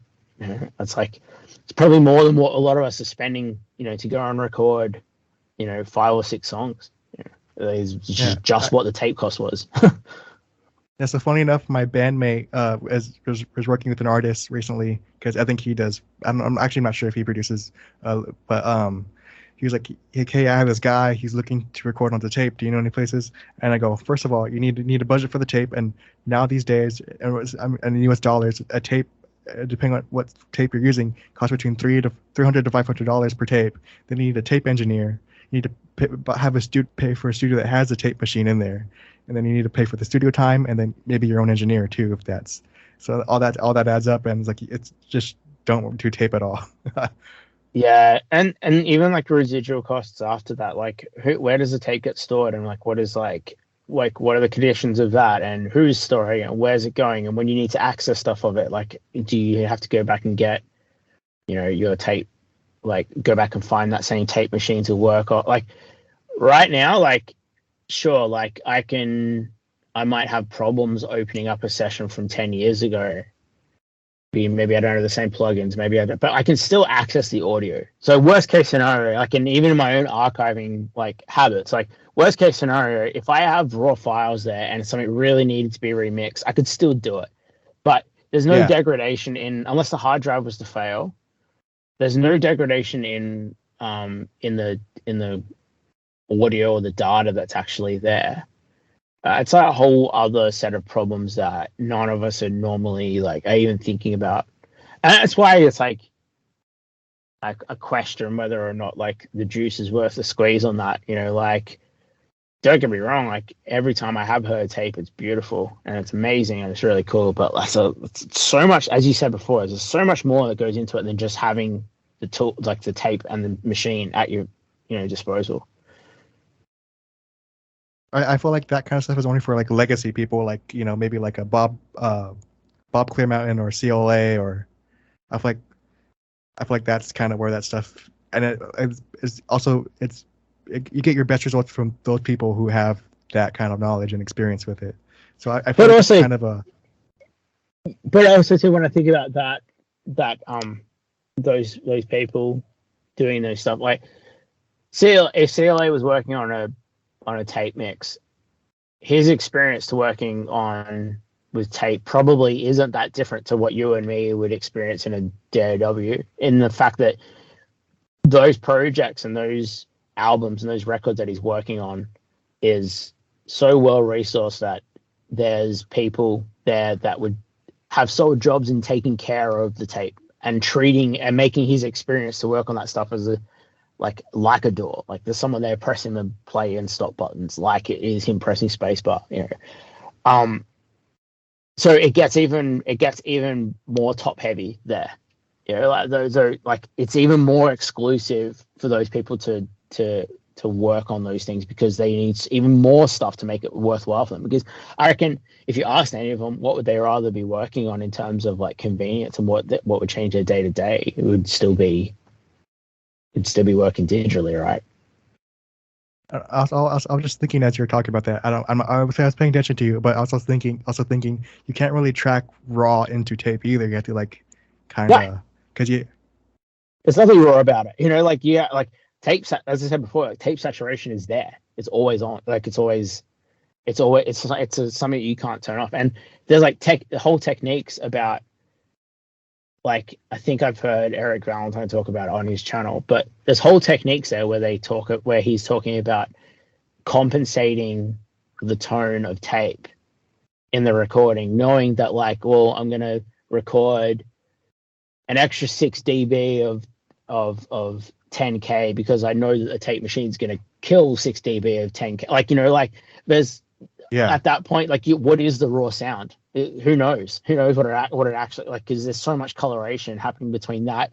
And also too, I don't know if you've seen any tape machines recently with an 8-pack of preamps, like you can on any audio interface that we get now. Like there's preamps, there's console, there's like all these other things that are happening in that chain that are so far from what that guitar amp or that drum kit sounded like in the room. And there is no such thing as raw, really, is there? Yeah, so contrasting from vintage to new, what's your take on Atmos? I'm scared. I'm so scared. But I shouldn't be. Well, I shouldn't be like a joke, but I'm joking about that. But like I am.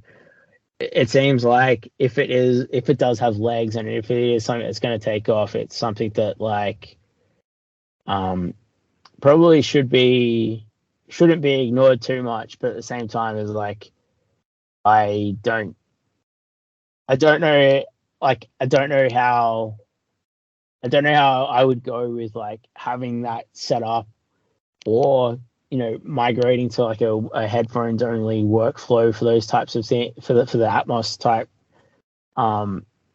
playback systems. Like it's a scary world that's approaching, I think, there. I strongly feel like it's a gimmick, and I could tell you why. Yeah. So I hope it is. But I'd love to hear your thoughts on that.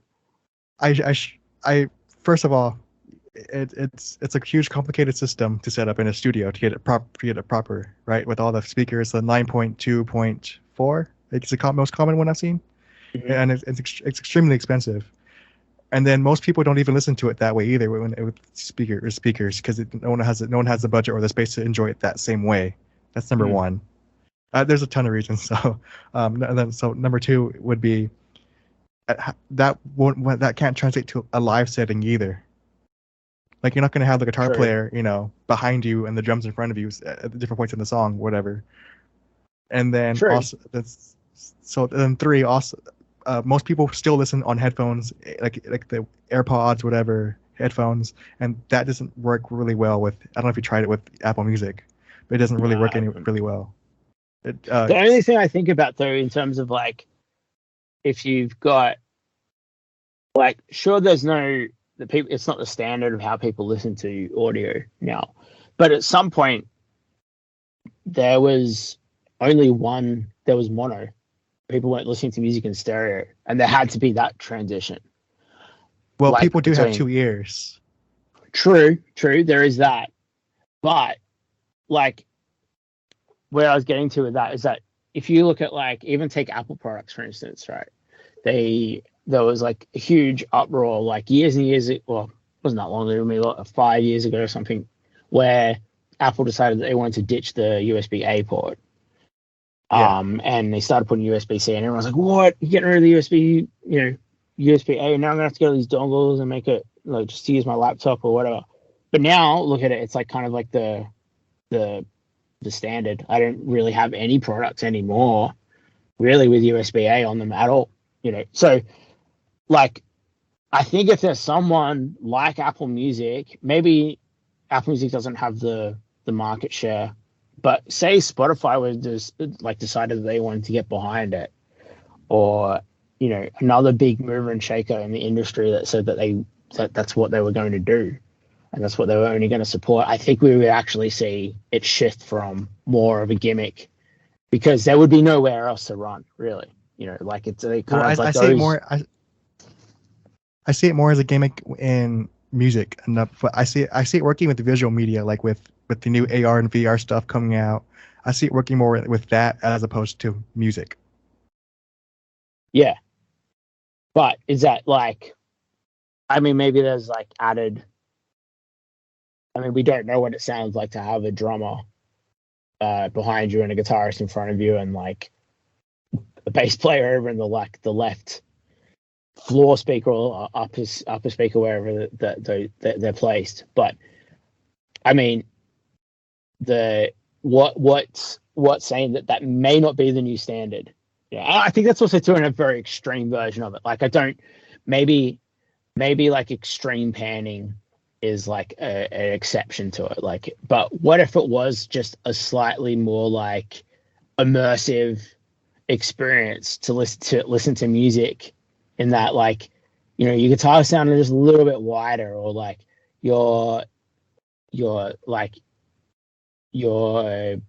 synths or something like that just felt a little bit more like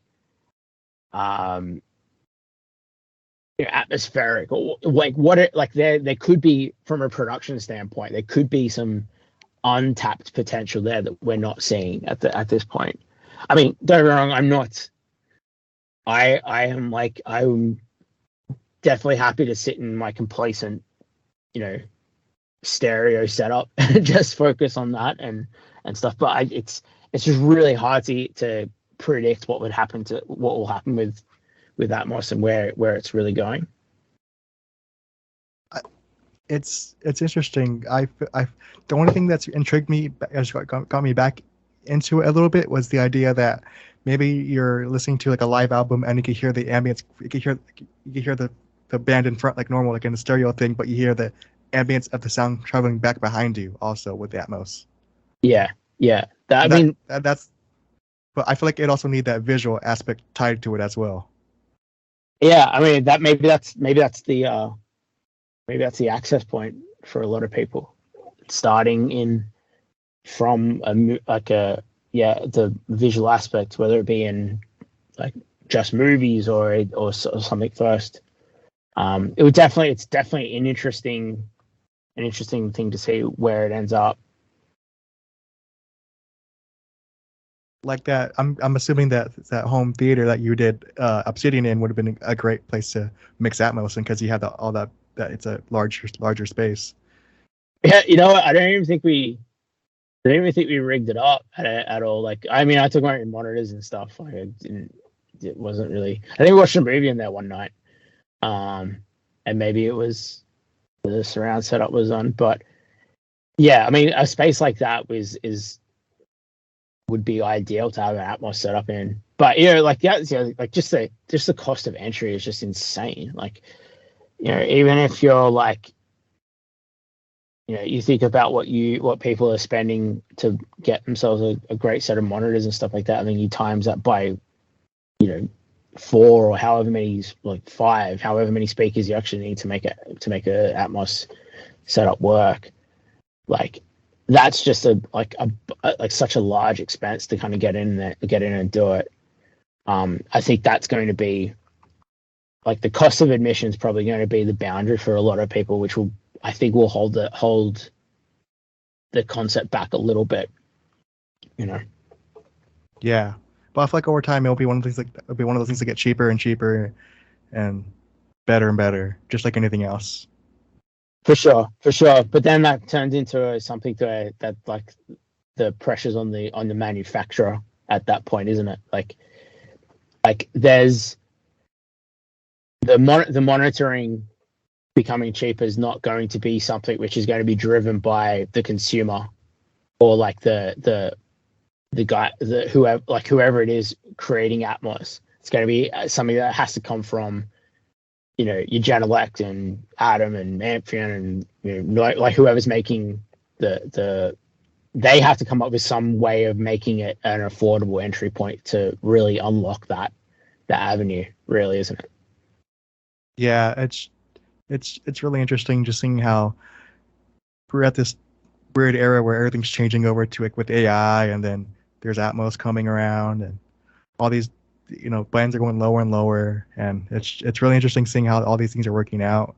It's this is definitely the I don't know how to I'm an analogy person, so I'm trying to find a good analogy to compare this to, but it's kind of like the industrial era of like machines first coming, or like a telephone.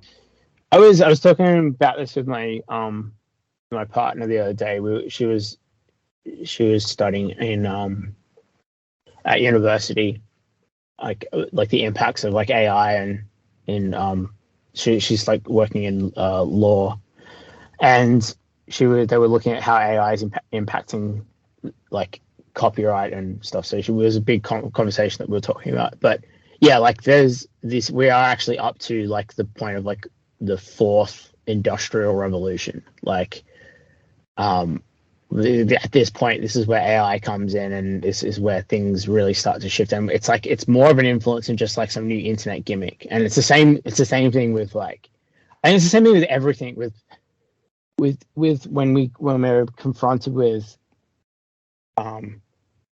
something like when it was the 90s, probably a bit before your time, and there was a time when there was no internet, and then there was internet. And then this is going to be the point of where there was no AI, and now there is AI. Like, you have 2 options. You can either sit back and kind of like resist it and make absolutely no change whatsoever because it's still coming anyway, or you can spend that energy and time like embracing it, or trying to at least like accept how it's going to impact your life, because you only end up going backwards with it, right? So tomorrow, if Atmos comes about and says that, like, it turns into the thing where everybody has to have it and it's a new way of doing it. Well, I mean, I'm joking before about saying like I'm scared of it. I'm not scared of it, but if that's the position that I'm in to keep up with things, I'm just gonna do it, And it's the same like with tuning low and any other new things that happen with music. Or is it electronic music? Is it going back to being completely raw? Like whatever the thing is happening at the moment, like you don't like. I think the best way of approaching those big changes is to find ways that it can work for you. If it doesn't work within your taste, or if it doesn't work within your workflow, or whatever it is, figure out a way to do it, because you don't really have a chance of like slowing it down. So you may as well kind of be involved with it, and not get left behind. And I feel like if that's the case, most people will jump onto doing Atmos in headphones if it happened tomorrow. Exactly. And I think exactly. I think that will also change the course of Atmos too. Yeah. So Absolutely, and that's like a nice, easy way of like a nice, easy entry point to it. Yeah, and like as I said, like, do I like working on headphones? Not particularly, but if it was a difference between me being able to work in audio production and work with bands, like I don't want to be that guy which is like, no, I will not do an Atmos mix because this is the only way. I'm only ever going to work in stereo because if everyone wanted Atmos mixes, I still want to work with those artists. I still want to work with those bands. Like I would do it for it. Yeah. And if Atmos stays afloat long enough to where you have new producers and artists coming up that only know Atmos, I think that would be pretty interesting to see and their approach and if that changes anything too. Oh yeah. Before, what was it you were saying that since like you had been doing like recording and audio production, like you've only had amp sims and stuff like that. That's like the entry point for you. It's like that's another great example of it. Like I started working more with amp sims and working more with program drums and other things because other producers that were coming up 5-10 years after me were using those and they were completely like immersed in that world and those tools, and their ability to make stuff sound incredible with it was there. So I'm not going to sit back and go, oh, well, I'm only ever going to use my tube guitar amps and that's the only way I'm ever going to.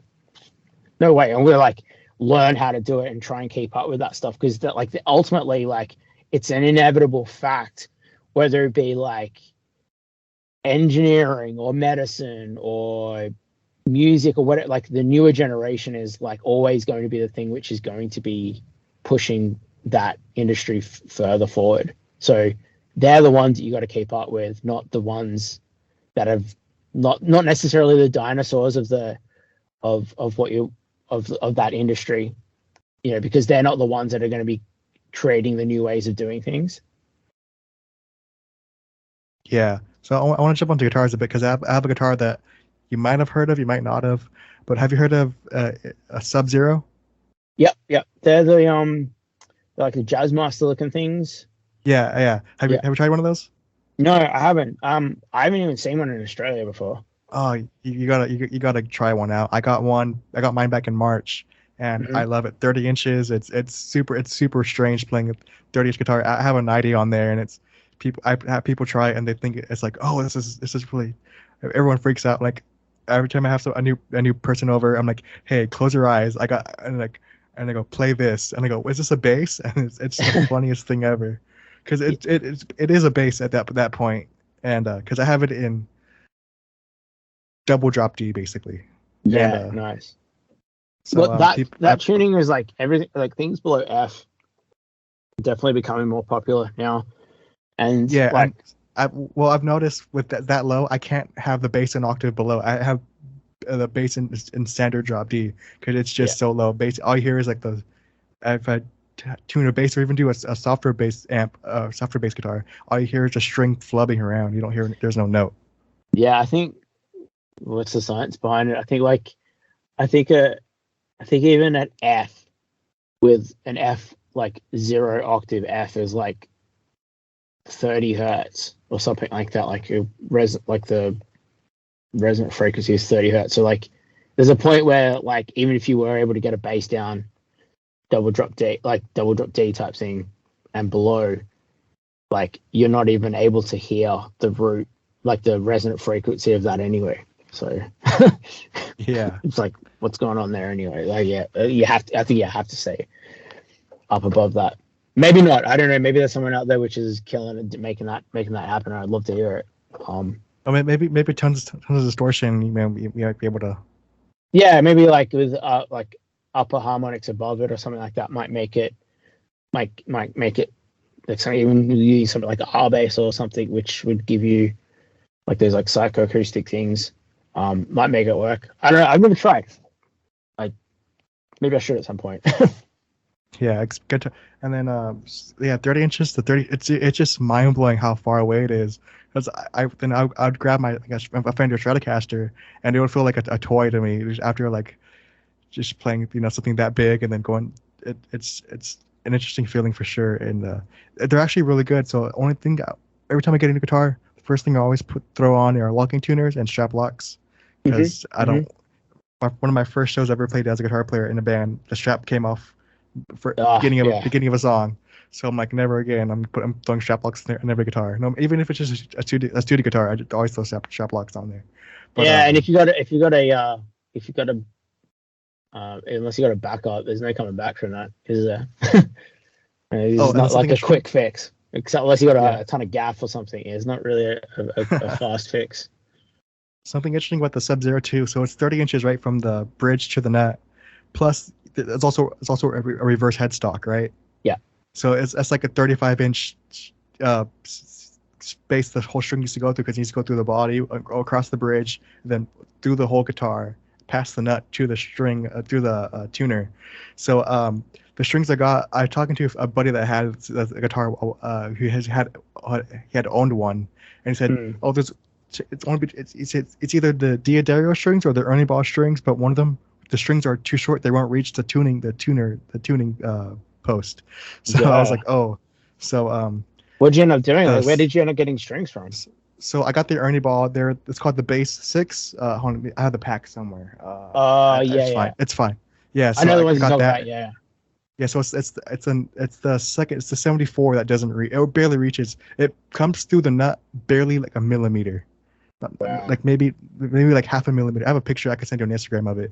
It's so insane of how like that. And so I'm so glad I got locking tuners, because if I didn't have locking tuners, I wouldn't be able to wind it around. So I had to have the hole in the post go vertical with the neck, in line with the neck, so I could put the string through, and then I was holding it, and then I had to lock it in place immediately, or else it will just fall out. And it was the scariest thing I've ever had to do.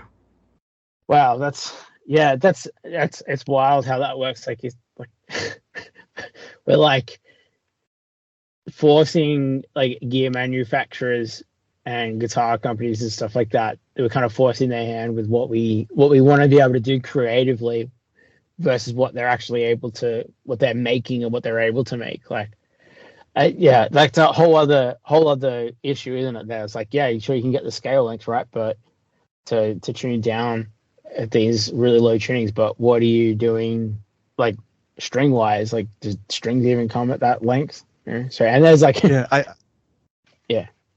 if you want to check it out, I sent you the picture on Instagram of it. Cool. So it's a second string. You'll see it too. You can't miss it. It's funny. You just zoom in and it's barely poking through. Yeah. And I was really scary, because at the time I spent my money, because I started go-karting too, because I'm into racing. Like I told you initially when we first met, I was watching the Formula One race that was there in Australia, so I kind of had an idea of the time difference already in my head. Yeah. Yeah. So the one that's in Melbourne. It's called Albert Park, or on Albert Park. Yeah. And so I'm a big fan of racing. So I'm kind of like the stereotypical producer now. Like I know Ermin, Misha, Kevin, and Teresian. It's like they're all like race dudes, and I'm also a watch guy too. So it's like they all pulled me into this kind of thing, and I'm like, oh, okay. But it's good to have. I think it's important to have other hobbies as well. I'm starting to feel that now. Like, not having, like, at some point in my life, I turned my job like my hobby into a job, and then now I lost my hobby. And now, not that I'm not enjoying what I'm doing. I love working in music, and I love audio so much. But now it's like, well, when I want to escape from that for a little while, it's like, what do I do? Well, there's not really any other hobby there. So I'm like now starting to branch out and find other things to do. I think it's like as for any musician or producer or anyone like in the thick of this stuff, I think it's so important to have other outlets and other, like, a diverse set of hobbies. It's super important. Yeah, like when I first started, I find with this kind of freedom as working for yourself, you kind of lean too far in one direction. So, for example, when I first started working with people and writing, I wasn't eating as much. I was losing a lot of weight from not eating, and I was feeling tired a lot more easier. And then when I realized that, now I'm overweight now, so it's kind of. I think it's natural, but also sort of necessary to have a little bit of an obsessive nature about it. There's like so much trial and error, or so much like like learning that is required to be the best that you can be when it comes to audio and music. Really, like if you're not obsessed about it, like it's very hard to be able to find the time. Like I don't think you'd ever be able to force yourself to learn the things that you need to know about about recording, to do it like at the highest of levels. I mean, I guess that goes for anything, but like it's not the type of thing where I could learn it like learning construction, even like something which is a little more straightforward. Like I don't think it's uncommon for people to become super obsessed and fall into that, and feel the need to just be doing it all the time. As you said, stop eating, because I think we've all been there and done that. But if you could try and pull yourself out of it, it's like I think like all of the times when I've never been like a really big holiday kind of guy. Like I don't go on vacations and stuff like that too often. But the funny thing is that when I do, like I go away and I'm away from it, and I think about because I want to get back into audio as quick as possible. Like I'm thinking about it and I come up with new ideas or new approaches or ways which I think I'm going to attack something when I get back off my holiday. And they're the times when I actually progress further forward, I think. So yeah, if you look at that on a smaller scale, whether it's a day-to-day thing. So for you, if it's like you spend a day doing audio and then at another point, like later that night, sit down and spend a few hours watching, a race, for instance, like it's time away from it to time to actually reset and, come back to what is essentially problem solving with like a fresh mind. I think you actually can become more productive that way from actually doing less of it. That makes sense. Yeah. And it's also interesting seeing the similarities between all these different things. So like with cars, with an audio production, there's electric cars and there's, V8 engine cars. You can see that as full analog and in the box. Or with watches too, there's the battery powered watches and there's the mechanical watches that you have to wind. And so it's so funny seeing all these similarities between these different things, and it kind of gives you a different perspective across the other things that are similar in that sort of way. Well, you said before that you're an analogy guy, right? So yeah, if you're able to see, like, audio is hard. It's difficult. There's no two ways about it. It's a very hard thing to understand. Like, it's hard to understand how compression works. Like, I don't think you ever fully really do grasp the concept of it properly. But like, if there's other things that you have your mind working on and invested in, and you're able to see those analogies, or if you're able to see the similarities, it gives you a broad, a little bit more of a in-depth understanding on how some of the things work in audio by being able to understand how a similar concept applies to something else. Yeah. So I think an example of that would be sort of with so there was the 24 hours of Le Mans this past weekend, and something interesting about one of the biggest headlines of this was there was a NASCAR Cup car, right? And so it's completely different from what NASCAR typically is, racing in ovals, right? It's desert. NASCAR is something you imagine racing around a actual race circuit. So so I was thinking, okay, what's something that's something that's not traditionally in. So it's like applying new context to a given source. So like maybe you want to try drums in just off the top of the head, but maybe you want to try recording drums inside a drained out pool, which would be interesting to try. Actually, I'm not thinking about it, because maybe you could put like a mic. Say you have a drum kit inside a pool, and you want to placing room mics would be interesting because you have an infinite high ceiling, but then you have short walls, so that might make toms and stuff sound big, but the cymbals sound open. Yeah. Right. So something like that, like just trying trying something out of place a bit. I guess something I pulled from that, and that car actually did really well in the series. You should go back on that. It placed 39th. Yeah, well, that's like, yeah, that's exactly the thing I'm talking about. Yeah, like just things taken out of context or things applied from a different context. Yeah, just can definitely change your thinking. And really, at the end of the day, like that's where all the great things come from out of audio. It's something that's broken the mold a little bit, or broken, like all the records that you consider to be like big or classic records are usually ones which haven't done the same thing that's been in its like, like you listen to like the best up and coming metalcore records right now, right? I guarantee you the people who are creating those aren't sitting there listening to other amazing metalcore to get that result. They're listening to they're probably listening to jazz records. They're probably listening to something else, like a completely different influence to change their thinking. Like John from Northlane doesn't listen to metal. He said he listens to EDM and house music all the time. Yeah. So I could totally hear that influence, and that's why the past 2 records for Northlane have done really well, and partly because of that influence. Yeah, it's I think that's important. But yeah, I mean, back to the outside hobbies and things like that, I think it works exactly the same way with your thinking as well. It's super healthy. I would definitely encourage anyone to be doing that as much as possible.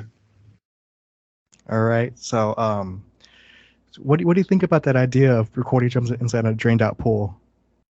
Have you seen I've forgotten his name. He has a Superior Drummer expansion pack, and he's worked on a few of the Meshuggah albums. I've forgotten his name, but he's actually done that. Okay. What's he? Well, I'm gonna look it up really quickly. Write this down. Yeah. I'm gonna look it up quickly. That was just off the top. Of my head, to be honest with you. You should check it out. It's really cool. And then I have the down in my notes. I have the Superior Drummer expansion that he's done, and the room mics do sound really cool. I'm not sure how to pronounce his name. Is it Chu Madsen? Tuemadsen. He's Danish, and yeah, he's done like a lot of he's done like Meshuggah albums. What else go? Like Suicide Silence, The Haunted. I think he might have even been on Nail the Mix a couple of times. But yeah, check out his studio. He's like, he's done that. He's like, I think he bought a house and had like an indoor pool, and like like usually sets up drums at the bottom of this drained pool. Oh, that's so cool! I'm definitely gonna check that out now. Yeah, because it's really cool. Well, I was thinking more of an outdoor pool because that's because infinite ceilings, because for the overheads, cymbals cannot like. Because I think having a lot of cymbals in a room is kind of not good. It sucks. It's horrible. It's terrible. Like the only room I just turned into like trashy overheads. It sucks. But I think you might be onto something. There's a session drummer who I work with often he's done drums in almost everything I've worked on this year, and he doesn't have room mics. But when I do convert his the transients to MIDI for all the shells, and then I have room samples for all the shells. I don't do the cymbals at all, and I love doing that just because and I'm like so like I use the Giga drums Matt Halpern, the one they did at Middle Farm. Yep. Because I love that. I love that room, and so what I do is I pitch match the tom exactly. Like I have the drummers like, hey, what kit we're using, because I know his kits are by this point, so I know if he's using a clear coated head, so I'll go as far as matching that, and then match the pitch by like the tenth of a semitone, whatever it is, or the sense of the on contact. I could change the pitch by micro adjustments. I go much as I can, and then I mute the close mic and then only have the rooms, and then print that as a stereo file, and then import it back as a clean file. I mean, I think I don't think I've ever mixed something without having to add like isolated room samples for kick and snare, and and Tom's probably might have got away with that occasionally, but like it's just impossible to get like that kind of sustain out of shells without symbols being in rooms. So you could be onto something there with the pool. I think that could be like actually good. I mean, I don't know how easy it is to get access to an outdoor drained pool in good enough weather that shit's not going to get wet. But like, I don't. Yeah, I think the concept is really interesting. I'd love to actually hear that at some point. Yeah, so I'm kind of like this. I explode with ideas on like these random days. So like, for example, there was one time where I kind of had this idea too. So I have the neural DSP quad cortex. Mm-hmm. And that's what I'm running through right now, actually. Just for as a have a gate on my voice, but and so I was like, oh, I recorded. I was back in 2020. I kind of shifted over to scoring a bit, scoring for cinema here and there a bit, just small stuff. And so I had a friend who played clarinet that I knew from high school, and so I had him come record a live clarinet part over because it was kind of more of a lead thing. And so I ran them through my quad cortex, and I kind of like added tons of like delay, reverb, and all this kind of stuff through there. It's just a random idea, and I ended up actually scrapping the original part, and then I just had this amazing ambient pad of a clarinet, like with this hinting at the melody in the background, and then had the melody come back in later. But it was just like that's cool. Just crazy idea. I still have the session. I could probably send it to you if I find it. But it's like it's so. You're just using the quad cortex as like an interface, sorry. No, I'm using it just as for processing right now. I can literally throw on reverb right now if you want to hear me with reverb. But so it's kind of just like as an insert in your DAW. No, so I'm running from I'm using a 7B into the cloud lifter. I'm running to a 1073, and then how's the patch cable? So it's out of the 1073 into the quad cortex, and then just acting as a gate, running back out into my interface. Oh, cool. It's super complicated. I haven't had a chance to play with the quad cortex yet, but I've heard good things about it. I do work with NeuroDSP under a few research projects. So if you want to, I could get you in contact with some people I know there if you want to see if work something out. Yeah, I have a meeting with them tomorrow actually. So that's cool. That's cool. To that. So like, do you do like beta testing and stuff like that with? Kinda, yeah. So I can't say what it is. There's NDA and stuff, but yeah. I had a few. It would have been Thursday. I woke up at 3 or 4 in the morning from sleeping, and I had this idea for like a feature or a few features, and so I just emailed my contact and I was like, hey, I have these ideas, and then he got back to you in the morning. He goes, actually, we're kind of working on this sort of thing, and would you like to be part of that research project? And want me to add you into that project? And then they go, sure. Then here, schedule an appointment, whatever. And I asked my meetings tomorrow with them, and so that's so cool. Some new stuff. Yeah, that's awesome. So, and I give them a producer perspective on some of the stuff. So like I said, I'm using it right now for this as a just for a gate though. But I have, so it has 2 loops, two sends and 2 returns. So I used to have it to where I had those on my patch bay, so I could say I'm recording a vocal, I could have it come into instead of it's all touchscreen, right? So I could have the preamp going, and then I could quickly audition 2 different compressors because my 1176 doesn't have a bypass, right? They don't have a bypass. Yeah. So I just bypassed the separate loops on the quad cortex to audition the gear like that. Ah, that's clever. It's seamless. Clever. Yeah, wow. And then I've also considered, I haven't tried it yet, but I want to try using it for sends, for like effects like delay, reverb, chorus, whatever, for mixing. And I could store presets. I mean, do you think that the effects and stuff there are better than what you'll find in plugins? Like, because I understand like why like the platform for quad cortex is great for having a hardware solution for like live and stuff like that, but do you think that using a hardware based reverb or delay in a digital unit is that much better than using a plugin like in your DAW? I creatively, yes. Yeah. And as far because I get the delays and reverb tails printed out, so I sometimes I use those tails as kind of like a swell into that section. So say I have a part where reverb rings out or whatever, I could cut the tail off with a reverb and then reverse it and use it as an effect transitions and that kind of thing, and or like reversing the delays. It will be kind of cool for an effect. So for creatively, yes, but sonically, no. It doesn't sound different at all. Yeah, I think those having like little workflow hacks and stuff like that are just as like important and just as valuable, even if the sonic difference is it might be minimal. Like having something like that which just changes the way that you want to create something is really cool. Yeah, and funny thing, I actually when I track with the Quad Cortex for guitars, I actually use it as a through box for a DI also, which is kind of funny. Oh, really? Yeah, because cool. I do have a DI box, right?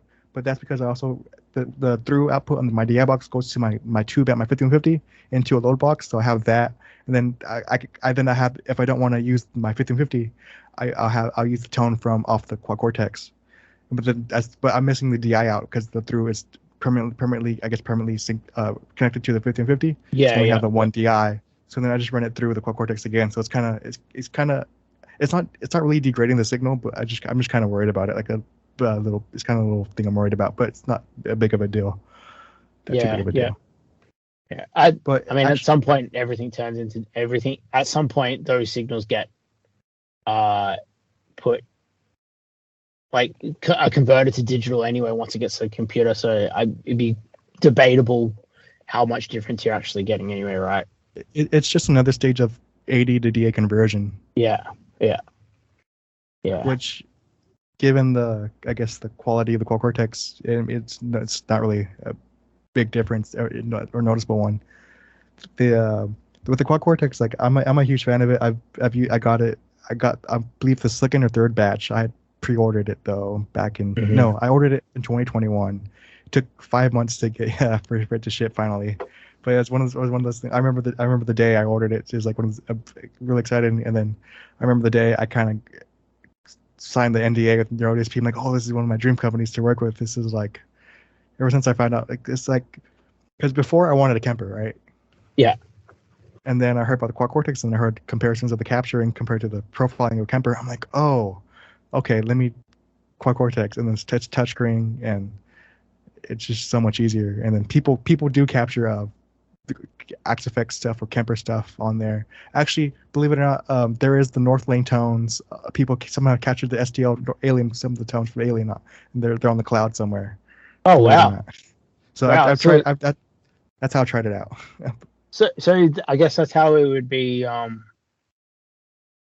yeah, I guess you just use the plugin as a normal amp chain, and you just do a capture through that.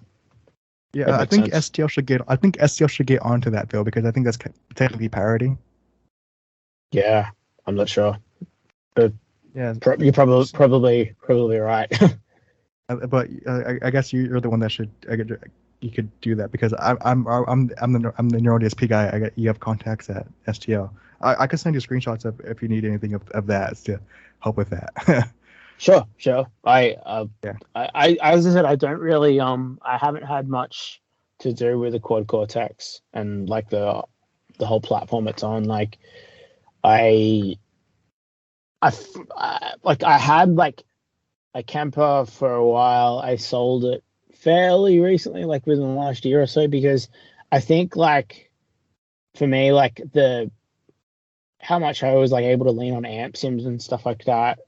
And the convenience of them versus like minimal sonic difference, or at least advantage from like a digital hardware unit. It just didn't make sense for me to keep like something like that around. So and in the same way, I haven't really ventured too far into like the Quad Cortex thing. I don't think I've recorded anybody who has one yet either. So I haven't really had a chance to play around with it. And I don't really understand the platform as well as, you know, as someone like you who's spent some time on it.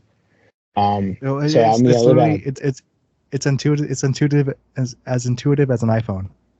Right. Yeah. I mean, well, that makes It's just like sense. I mean, the first camper came out in like 2011. 2000. Yeah, 2011. So we're like 10 years on from that.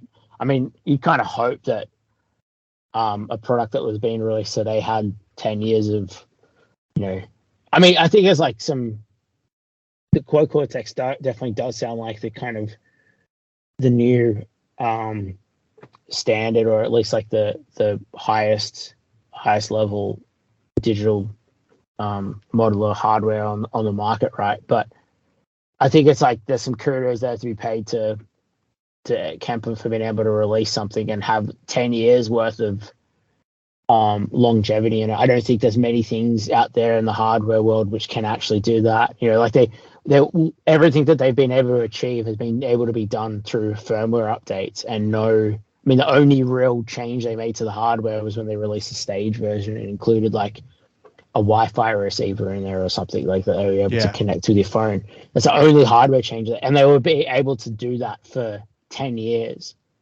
without any. And who knows what's around the corner for them? Like I don't know about any kind of Kemper 2 yet. And maybe they might need to do that to kind of keep up with at least the hardware side of things, which is coming out with quad cortex. But I think that's also too pretty impressive. You know, none of like the equipment that I'm using day to day, which hardware has changed in design. But at the same time, is that what is in the box at the moment is all it's ever going to be. I think it takes a lot for, like, even looking at like axe effects and stuff like that. Like I don't know what they're even up to these days, but like they got up to Axe FX 3. They were releasing Axe FX 2, and like every few years they had to do that because they were reaching the limits of hardware. Where they haven't had to do that with Kemper at all yet. Yeah, so like I feel like the quad cortex, where it really stands out and what's really appealing to me initially was the fact that you could capture, not just, you don't have to capture like a whole amp and cab combo or with pedals. You could do it all individually and then still use them separately within a different preset. So like I could use a capture of my 1550 with one of their IR cabs and not have to use a cab that I had or whatever. Or I could capture I have the Earthquaker plumes, which I got the last pedal I got like a few months ago, and I love that. So I throw that in front of like their model of a Diesel Herbert, for example. So like that kind of things, like the fact that I'm able to have captures of my actual pedals and stuff like that. I could throw them anywhere in the chain. Was really appealing to me as far as creating different tones and experimenting. Yeah. And then I think this might be appeal to you more for you to get one, but the fact that I could capture like my preamps and also like this like the tape saturation distortion 2 in the distressor, the fact that I could make captures of that and then throw them on any single chain on the go, it was really kind of. Oh, that's really cool. I didn't know you could do that. Yeah, so like I could capture single chains like that. I could capture the characteristics of different compressors, but not compress. It doesn't capture compression, but it can capture the characteristics of the stuff of the gear. All right, yeah. So like the tape saturation mode on my distressor, I have a capture of that plus my preamps, and I also have my preamps for like because I also run the mix bus through my preamps for just to get that console kind of sound a bit more, and you could do that with you could, if it was just an EQ curve, you can still do that in capturing an IR in like your DAW as well. Like you run an IR sweep through anything and then run it back into an IR loader. You've got basically a clone of anything. But I feel like there's so many ways you could do it with IR, creating an IR, because some people do because I do you do the sine sweep, right? I've done that, or since you've done the tech. Depends on what you're doing. Like you're doing an amp, or you're doing a reverb, like all sorts of things. It could be anything. Because I do the sample length tick thing. I do that one. I like that one better. Yeah, but that's for guitar amps. That's for guitar. But I feel like that's because like when I first got the quad cortex and I first started messing with impulse responses, I went down that rabbit hole too of like how long is a good IR, like 200 milliseconds, 500 milliseconds, 1,000. So it's like I'm just trying to figure out that is like this is a whole nother rabbit hole that is kind of. What did you decide on? 5. or two. It 500? depends. Actually, 200 milliseconds or 500. It just depends, to be honest. Yeah. So many variables. Because I feel like with certain amps or certain cabs, it sounds different. But not like different. Like I mean, in a feel wise, like with how like it decays, not decays, but you know what I mean? Yeah, like yeah, the tail end of it. Yeah. Because that's deeper than I've ever gotten into it. But yeah, I know what you talk about in terms of the behavior of an IR. Because I've tried making my own too, and I accidentally had one cut off too short. Well, the impulse was too short, and then the actual sample, like audio sample, was too long. So every time I played, there'd be like weird like empty delay behind it. But it wasn't even that. So, but it was like 200 milliseconds. So I'm like, how are there ones that are supposed to be 500 or even 1,000 milliseconds long? But then I realized I just did it wrong. So it was like it's one of those weird learning things where I was like, oh, this is really interesting. And then I always try to think, how do they discover this thing? Where it's like it's always interesting to think back into. Well, I think that's where that obsession thing comes from. Like to have the tolerance and like the patience to be able to get through like such a steep learning curve of that, and figuring out what the difference is between 200 and 500 millisecond IR will do. You got to be a little crazy. You got to be a little obsessed to get into that kind of stuff. It's just not rewarding enough to not be obsessed with it. Like I got the Miko 2 from Miko at MSM Lads. I got that one. I've never tried that one. That one's really cool. Miko 2. I got the GGG, the Mesa one and the Marshall one, or the Cali and the Gold, licensing, all that. But and then I also got the Quad Cortex. Also, what else? I also use the neural plugins too, just for cabs, and it's just really interesting experimenting with them all. So like with Miko 2, you could export the IR file, and so I would make. So what I do now, going back to when I record with an amp, I would bypass on my load box the cab section completely, and then I would create something with Miko 2, and then I would save that as a file and then load it into my load box, and then just commit to that and don't go back. So I don't even take a DI anymore. Sometimes it's just wow, commit. That's a hard to commit. Yeah. And like initially when I started messing with Miko 2, I was like, oh, this is so cool. And then I was like, I'm gonna dedicate hours figuring out guitar tones. And then actually, believe it or not, I'm a metal guy, but it was a country mix that taught me how to record guitars that I did. Cool. Yeah. So there was it was a country song, and the electric guitar tones were really dark. And then like, oh, you don't need to track bright guitars. You do that afterwards, because then it got me thinking, you could easily add in that dark. You can easily add in the brightness and top end, but you can't take away the dark side of it. Does that make sense? Yeah, true. Because the low end acts different too, but you could easily add it in and then cut out the low end, but you can't do the inverse of that. And it was still, because it will sound completely different. And that I also think that like there's something with like the dynamics of a guitar amp where if it's too like adding brightness to a dark guitar is going to give you probably more dynamic top end than if you're trying to cut brightness out, if that makes sense. Like a bright guitar tone which you need to make dark and is going to be like a way less dynamic top end than adding top end to a dark guitar tone. Sorry, and then tongue twister, but yeah. And then also with tracking darker source material, it makes your ears last longer because they don't get fatigued as easy. Yeah, exactly. And so that kind of actually, so I had like part of this whole, I guess it's not career changing, but like this realization that darker is better for most things was changed the game for me as far as guitar tones. Like for example, there was a guitar player in my area who did a self-produced single, and you could tell he was a guitar player, but just by the mix, because the guitars are so bright in the mix, and it's like kind of harsh on the ears a bit. yeah, and I mean it's an easy trap to get into. I mean, I think you have to be quite disciplined to be like to show restraint with how bright you make a guitar tone, because brighter is usually more exciting, isn't it? And you always like, especially if you're chasing an emotion, like you're like something which you want to sound big and exciting and stuff like that, you're naturally going to tend to make something brighter than it needs to be. But yeah, like having some restraint on how much brightness you actually have in any source tone really is, man, it's something that I battle with every single day, all the time. Like, definitely stuff gets way too bright, and it slips away from me. Yeah. So this last thing, because you're sort of getting late for me. It's already almost believe it or not, it's almost 8.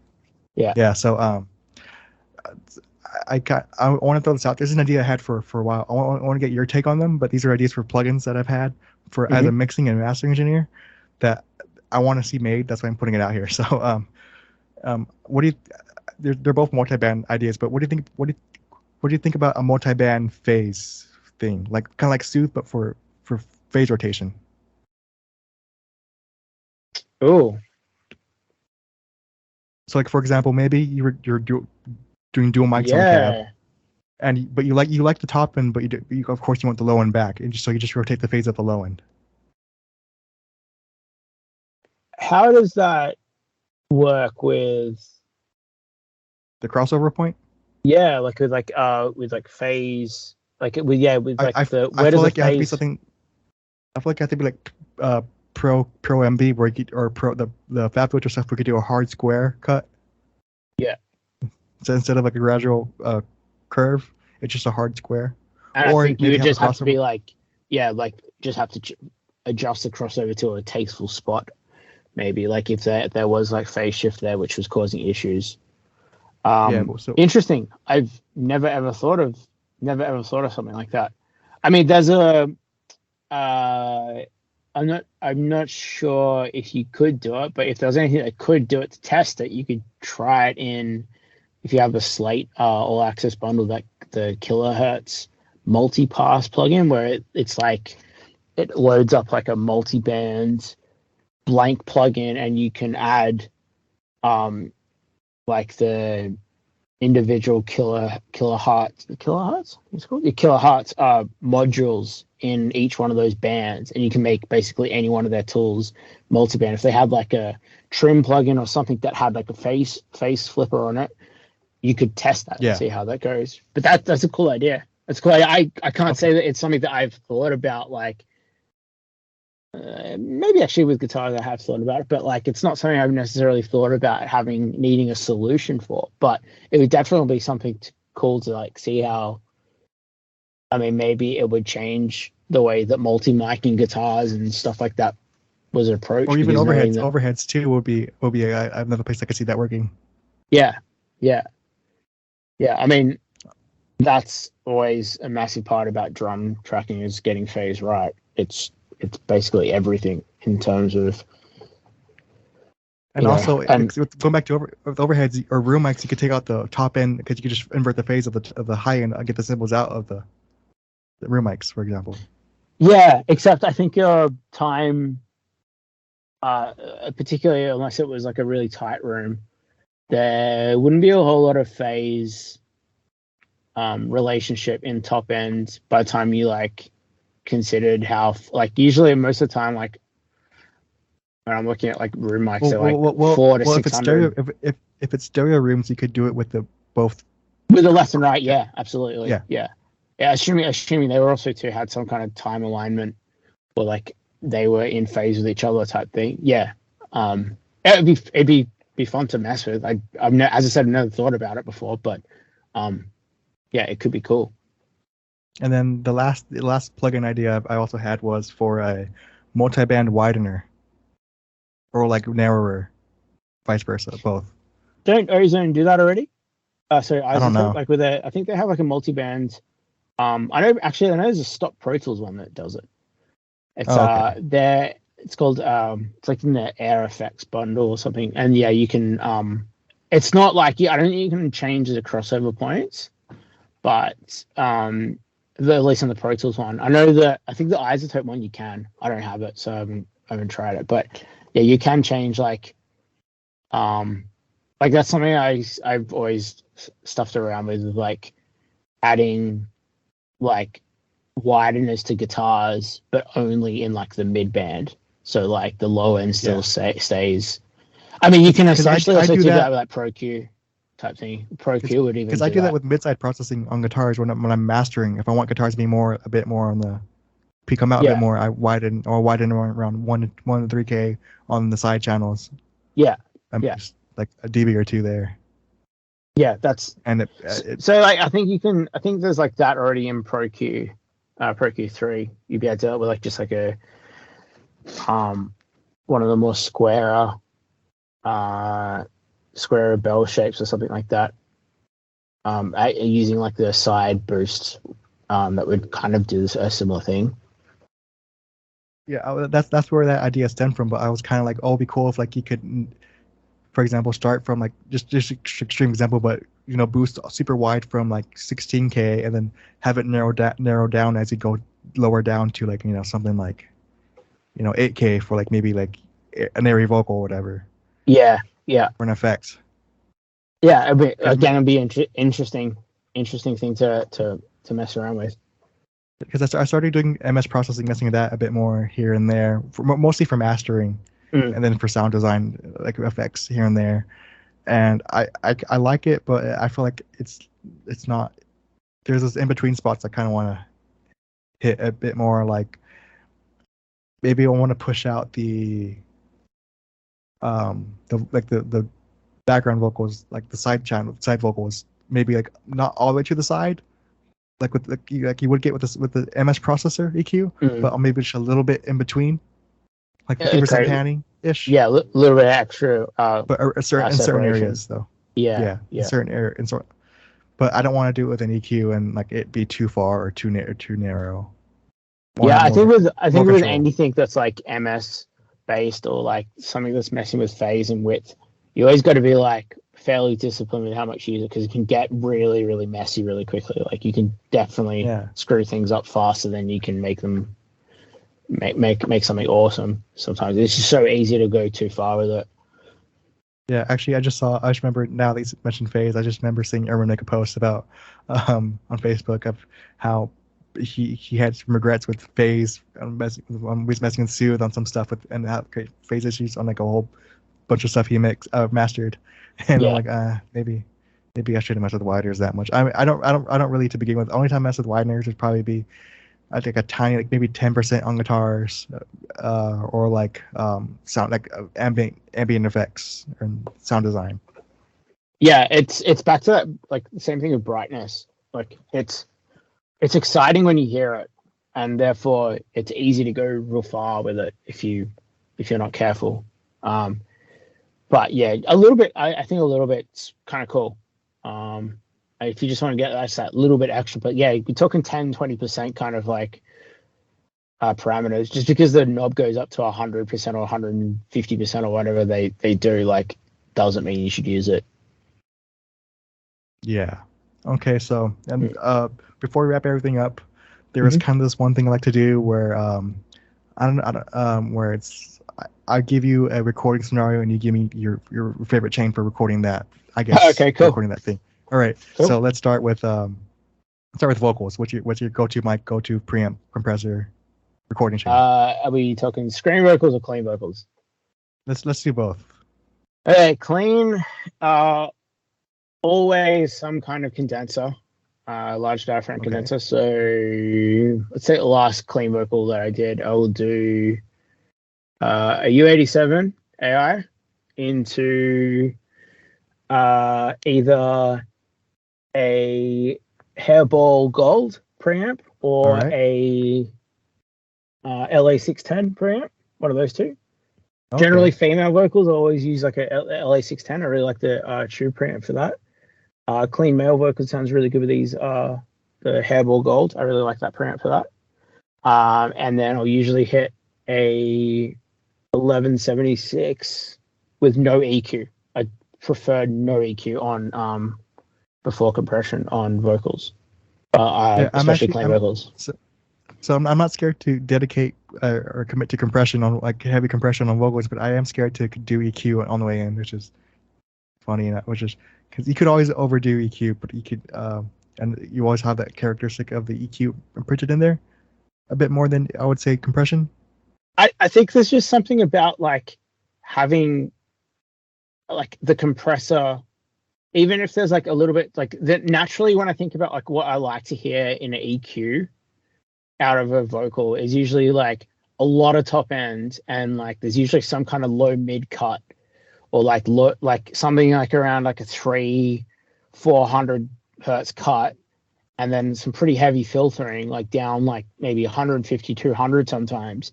And when I think about like, I don't necessarily want my compressor to hear that, if that makes sense. Like, I want the compressor to kind of be like a little bit more reactive and be like reacting to too much low mid and really like pinning down a lot with that. Whereas if when I'm focusing on having all that EQ and that filtering happen before the compression, something about that, don't really know what it is, but something about that always kind of comes out like a little bit like makes the compression really pokey and really like more jittery than it needs to be. Yeah. So you EQ before you compress? No, after. Okay. For tracking compression, So, and a lot of the time I'll usually just do that in the box. So I'll usually just go mic, pre-compression, and no EQ before it. Yeah. Yeah, if I do EQ after, I might EQ with some hardware EQ after the compressor. Unless it's like obviously like it depends on every voice, but like unless there's like a huge amount of low end that I really feel like is like can't like I don't want hitting the compressor, I'll sometimes do like a filter or something like that before it. But I'm gonna say generally like 9 times out of 10 I really prefer no EQ before compression on the way in. And then if you want to talk about screaming vocals, I'll usually go with like I feel like I'm the only person in the world who's like this, but I don't love SM7s for some reason. Like I've used them for ages, but I just don't. There's something about them which feels like square. Like it's weird. I feel like they sound pixelated, if that makes sense. Like almost like I feel like I'm listening to what like a low resolution TV is like. And I think especially with like the wrong vocal in it, like it doesn't. I still prefer like condenser mics on screaming vocals. That's something I want to try. Yeah, like, and I've been like subbing out like times when I normally go for like an SM7 or like even like some like the Rode podcast or pod mic, their dynamic things. Like I've just been subbing that up for that KMS 105 that I was talking about before. That's I really like on snare drum. Like there's just a definition, like a resolution, I'm going to call it that, I get out of condenser mics and vocals, which I just love. So that would be for the sake of the conversation, let's go with the KMS 105 on screaming vocals, and I'd probably go into something a little bit like thicker on a preamp. Maybe like I've got a couple of those Heritage. They're like MP? they're the HA81s, like the Elite Series things. They're like their Neve style thing with the 81 style EQ, like 1081 EQ. So I'd probably do that, or even maybe like an API 512. It's pretty cool on vocals sometimes. Like it's like a little bit faster sounding. Faster is a shitty word. I hate that. But it's like I know what you mean. I know what you mean. It's got like a response about it. I like that. And then usually like a distressor, but murdering it. Like lately with screaming vocals, I've just been doing like virtually no attack, maybe like one or half on the attack, pretty fast release, like 2 or 3, and then just like hitting like 10 dB with the 20-to-1 ratio and just like absolutely just like smashing it. Of course, with like the distortion too on. It's kind of a bit of a must. And that's just like pinned as just sounds cool. And then there's like usually always like stuff after it, but I never go wrong with it when it's absolutely being like smashed on the way in. I've never gone past 4-1 on my distressor yet, but I got my distressor back in February. Actually, funny enough, I got it from Taylor Larson, my distressor. Oh, cool, nice. Yeah, so I got it for a steal too. So, yeah, I'm really I'm excited sure about he's that. But happy to get rid of it. I heard that he hates distresses. I actually heard. Well, I heard. Well, I heard a podcast of him. Like one of the few podcasts he did recently. That wasn't Near I Am. He did. Was it a year or two ago, maybe, where he said he loves distressor and he loves distressors and uses it on everything. Oh wow! But Okay, he must have flipped. I don't know. So I don't know. I should message him about that. See, because he's been selling a lot of gear lately. Like he sold an SSL Bus Plus recently too, which I'm like, Right. Yeah. Like I mean, like it's a cool compressor. I know everyone likes it, but I think he's just downsizing. Yeah, for sure. I mean, everyone goes through phases with that kind of stuff. So yeah, I mean, distressors are great. They're cool. Like they just look at everything. But yeah, you should definitely try. Like I think, especially when you're talking like fast attack, fast release, they get like they can be quite transparent. So you can get away with like seeing like a criminal amount of like gain reduction on them, and it still doesn't sound like pumpy and gross on a vocal. So. Well, I feel like with screaming vocals, you get away with any amount of compression, to be honest, because it's always mostly like a square waveform at the end of the day, no matter how much compression you do. Oh, let's face it, no matter how much tracking compression you're going to do, you're always going to be adding more. Like I've never ever done like tracking compression and not added more compression on the other side of it. Like even then, it's still like usually another round of like compression, some limiting, and then probably some multiband as well. Like there's like another 3 rounds of compression again. So yeah, it's as long as it's not too like kind of lumpy sounding like on the way in, and you can like keeping pretty fast and stuff. I think you can get away with a lot. So do you use any of the distortion modes on the distressor? Like I think distortion 1 is console or solid state saturation, and then 2 is tape. Yeah, usually you just keep it on 2. 2 is kind of where it's at. Do you know what kind of sounds a little bit? I think it's odd and even harmonics, or the opposite way around. One of the two. And I don't know what that means for console or tape. I can't remember that. I know for sure 2 is tape. Right. Okay. So yeah, I mean maybe that's what it is. Like it just sounds a little bit thicker, a little bit like creamier, I guess. Like it sounds more like a driven preamp. Maybe it's like a transformer-ish style thing, whereas like the 3 sounds like it's a little bit more of like almost like you're bordering on like using like a decapitator or something like that, where you hear like more audible distortion. It's a little bit more brittle and grittier. I got to be honest. I probably in the last 2 years probably experimented with that once. Like it's usually just like, I know distortion 2 sounds sick, so just whack it on there and just kind of go for it. So maybe I need to get reacquainted with 3, and maybe I might like it or something. I'm not sure. Oh yeah, no, that's the one, the bottom one, the red one on the distressor. I believe it's the red one. It's 3. Okay, so 3 is tape. That one's tape. All right, cool. I like tape saturation, but maybe I should try it more. Do you know the story behind the distressor? Like why it was created? No, I don't think so. Because Hops, this is all I am. I know everything about every piece of gear I own. So so distressor, you obviously just decipher that it's distortion compressor from the name. So, but it was created because the creator had a studio who switched from tape to digital, and everyone complained about it. They're not having the same low end as tape. So he created this distressor to be like emulate the tape sound of tape, basically. Oh, so tape. And then I just added more features, added the nuke feature. The nuke thing was, I forgot what he said about it, but it was like a joke. It started out as a joke or something like that. For have a 4-to-1, because it's a 4-to-1 ratio, the nuke. Yeah, wow. So just absolutely obliterating. Yeah, so you could easily compress a whole rock concert with the nuke setting with that. Yeah. Easily. Yeah. It'll be like 3-to-1. But I really love having all the different ratio settings on here. It's really fun to mess with occasionally.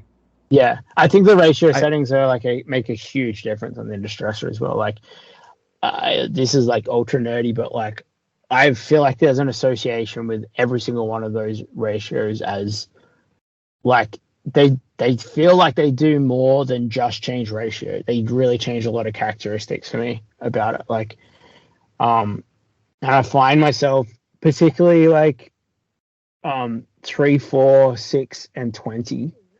Like between those ones, they always really fit nicely into something I'm trying to do. But look, it's getting pretty nerdy at that point. Like that's a deep dive. Like, and I think that's what I meant like before about saying like I kind of getting like in that COVID period where I was like trying to get to know my gear a little bit more. Like they're the things that kind of came out of it. It's like having a bit of an idea of what that 6-to-1 sounds like or what I'd use it for. Yeah. I feel like what will make the distresser like the best compressor in the road basically would be if it had a mix knob, and then maybe what's it called a side chain. I think that'll make the distresser be the be all end all compressor. Yeah. Although with the side chain, like I guess like for side EDM stuff, chain filtering, not like sending it like not like parallel stuff or not parallel, but not like I'm gonna like filter side chain. Well, it does already. It's got that detector circuit. Oh yeah, so you've got like the but like I feel like for low end stuff, mostly like going to cut some low end, like that's the variable low end. That's what the green, like on the distresser, like the green in the detector circuit. When you put it on the green setting, it's got a high pass filter there, and then you can do the high pass and mid range as well. Well, I would like to select how low or how frequencies it detects, because there's like maybe I want to use it like on a mix bus or whatever. I'm mixing metal one day, and then I'm mixing country another day. The low end of where I want to detect will be different. Well, what if you put a EQ on, like you set it to link, right? All right. So on the red one in the detector circuit, if you set it to link and then EQ'd your mix on a separate output of your interface into that input, and then you would get that. So almost like a parallel thing? Well, it wouldn't be a parallel thing, but you would be sending two mixes out of the computer. One would be okay, so kind of like the bass, kind of like the old bass mixing thing where you have to split it into have one low end, one top end. Yeah, but if you sent it into the input of the link input on the back of the distresser, that essentially, and then set the front of it to link in the detectors on the detector switch, you would have the compressor working off the input only, and that input would be filtered. So you could technically do it. Okay, I'll definitely try that tonight then, probably. Yeah, for sure. That's definitely something I want to mess with. I've been wanting to try. Okay, so let's go to a guitar. You kind of touched on that already. So what DI box do you use, if any? I use a Creation Audio. Is it Creation Audio? Creation Audio Labs MW1 is my DI. However, recently I've been, out of laziness, been using just the input on my Apollo. Yeah. And I'm actually completely fine with that as well. I realized that there's a actual technical reason why I like the MW1, and it's because it has a 10 meg input impedance on the highest setting of the knob. I don't ever use it that high, but it's got that all the way up there. Most DI boxes don't have that. So anything that's got like a input impedance higher than like 1 or 2 meg is kind of like all good for me. So, but the MW1's pretty cool. I feel like you like the quad cortex too, because the quad cortex has an impedance level thing too on it for the input on the main inputs. Wicked, cool. Yeah, maybe that might be a new DI box for me. And then what about when you reamp? What do you usually go for? Like as far as speaker, cab? I'll be honest. Like, I don't think I've reamped anything since like 2019, maybe. Actually, no, maybe a little after that. But normally, I have. How about this? How about let's pitch the STO Alien preset bundle a bit and just give an example. Let's do this. Do you remember any chains off the top of your head from that? Absolutely, yeah. So all the cabs on that were either my Mesa oversized rectifier cab, all with V30s in it, and then it was Or it would have been an EVH 212 cab, and that had just the stock 212 speakers in it, which are really like the 75th anniversary. I forget what they are. Whatever the stock ones are in the 212, not the 412, because they're different. Yeah. So it would either be one of those two cabs, and then heads. Man, I love 5150s. I think they're sick. They're just awesome. That or the Herbert would be that. So they're, I mean, anything that's got like a 5150-esque kind of style thing is usually like a starting point. If that's kind of a little bit too aggressive or like a little bit too kind of like not gainy, but like if I want something a little bit smoother, sometimes I'll pull out. I've got a PRS Archon as well, one of the older ones, not the new 50-watt version, like the old 100-watt ones. Yeah, that's really cool, and I really like that actually unboosted. Like sometimes it's great to have that, just like if I kind of go from like a rock tone that's kind of like thick and meaty, but doesn't necessarily need to be ultra tight. I think you can get away with a lot of that amp without boosting, to be honest. So yeah, that's kind of what's at my in terms of real guitar like rigs, is kind of at my fingertips at the moment. So that's probably what I'd reach for. But man, the sim world is like so cool. Yeah. Like there's just so much stuff with sims at the moment, and like half the time I don't even know what I'm using. Like I'll fire something up, and especially with like things like if you were using any neural stuff or a lot of the tone hub things, like I'm not going in there looking at like what amp and cab they were using. I'm just like, man, that tone's fucking sick. That's so cool. Let's just roll with that type thing. And like I'm not really concerned about what the amp actually was, unless I was to go back and look into it. But I guess like I would say if you had to ask me what type of amp I would start with, it'd usually be like some 5150 thing. I know it's a boring answer, but it's kind of a jam. Yeah, I've realized with the 1550, you can get 90. Or for me personally, I could get 90% of all guitar tones I want out of a 5150. Yeah. And then 10% would be anything, like maybe for like a clean channel. Maybe because I've always had the philosophy, if you're gonna go for a clean tone, go for a clean amp like a AC30 or a twin reverb. Yeah, exactly. And but sure. Also I want to get your take on this. So with pedals and all the whole rabbit hole too. I have the MXR 9-band EQ, and I put that before an overdrive. Yeah. But I do that to affect what's being boosted. Yeah, for sure. So like filtering out some low end and things like that. Yeah, occasionally. No. Sometimes even with a higher mid or top end, I would, because some boost pedals, they don't really like the 433, for example. For me personally, it has too much top end. So yeah. I would filter some of that out before it hits the boost, not after. So I know some people would go after. Most commonly, people think after, but I like changing how the DI of the guitar effects is feeding into the boost and all that sort of stuff. That's why I have the Boss. The only ones I have are the 33, the Mini, the SD1 from Boss, and the Earthquaker Plumes, and I found those to be like the top three like all-time boosts for everything I do. And boost pedals are so interesting because I found that depending on the tuning and the guitar, the boost sounds different before it hits the amp. I could have the exact same settings, I change guitar, and I don't need a different boost to get a similar sound out of it. Yeah. And that's something I found interesting as from a technical perspective. Like I'm like, what's changing besides the note and the string gauge, and because nothing's changing except the guitar, and that's really it. I think also too, like EQ is just like super powerful, and something I've learned with you working with more amp sim stuff is that being able to have EQ at any point in the chain,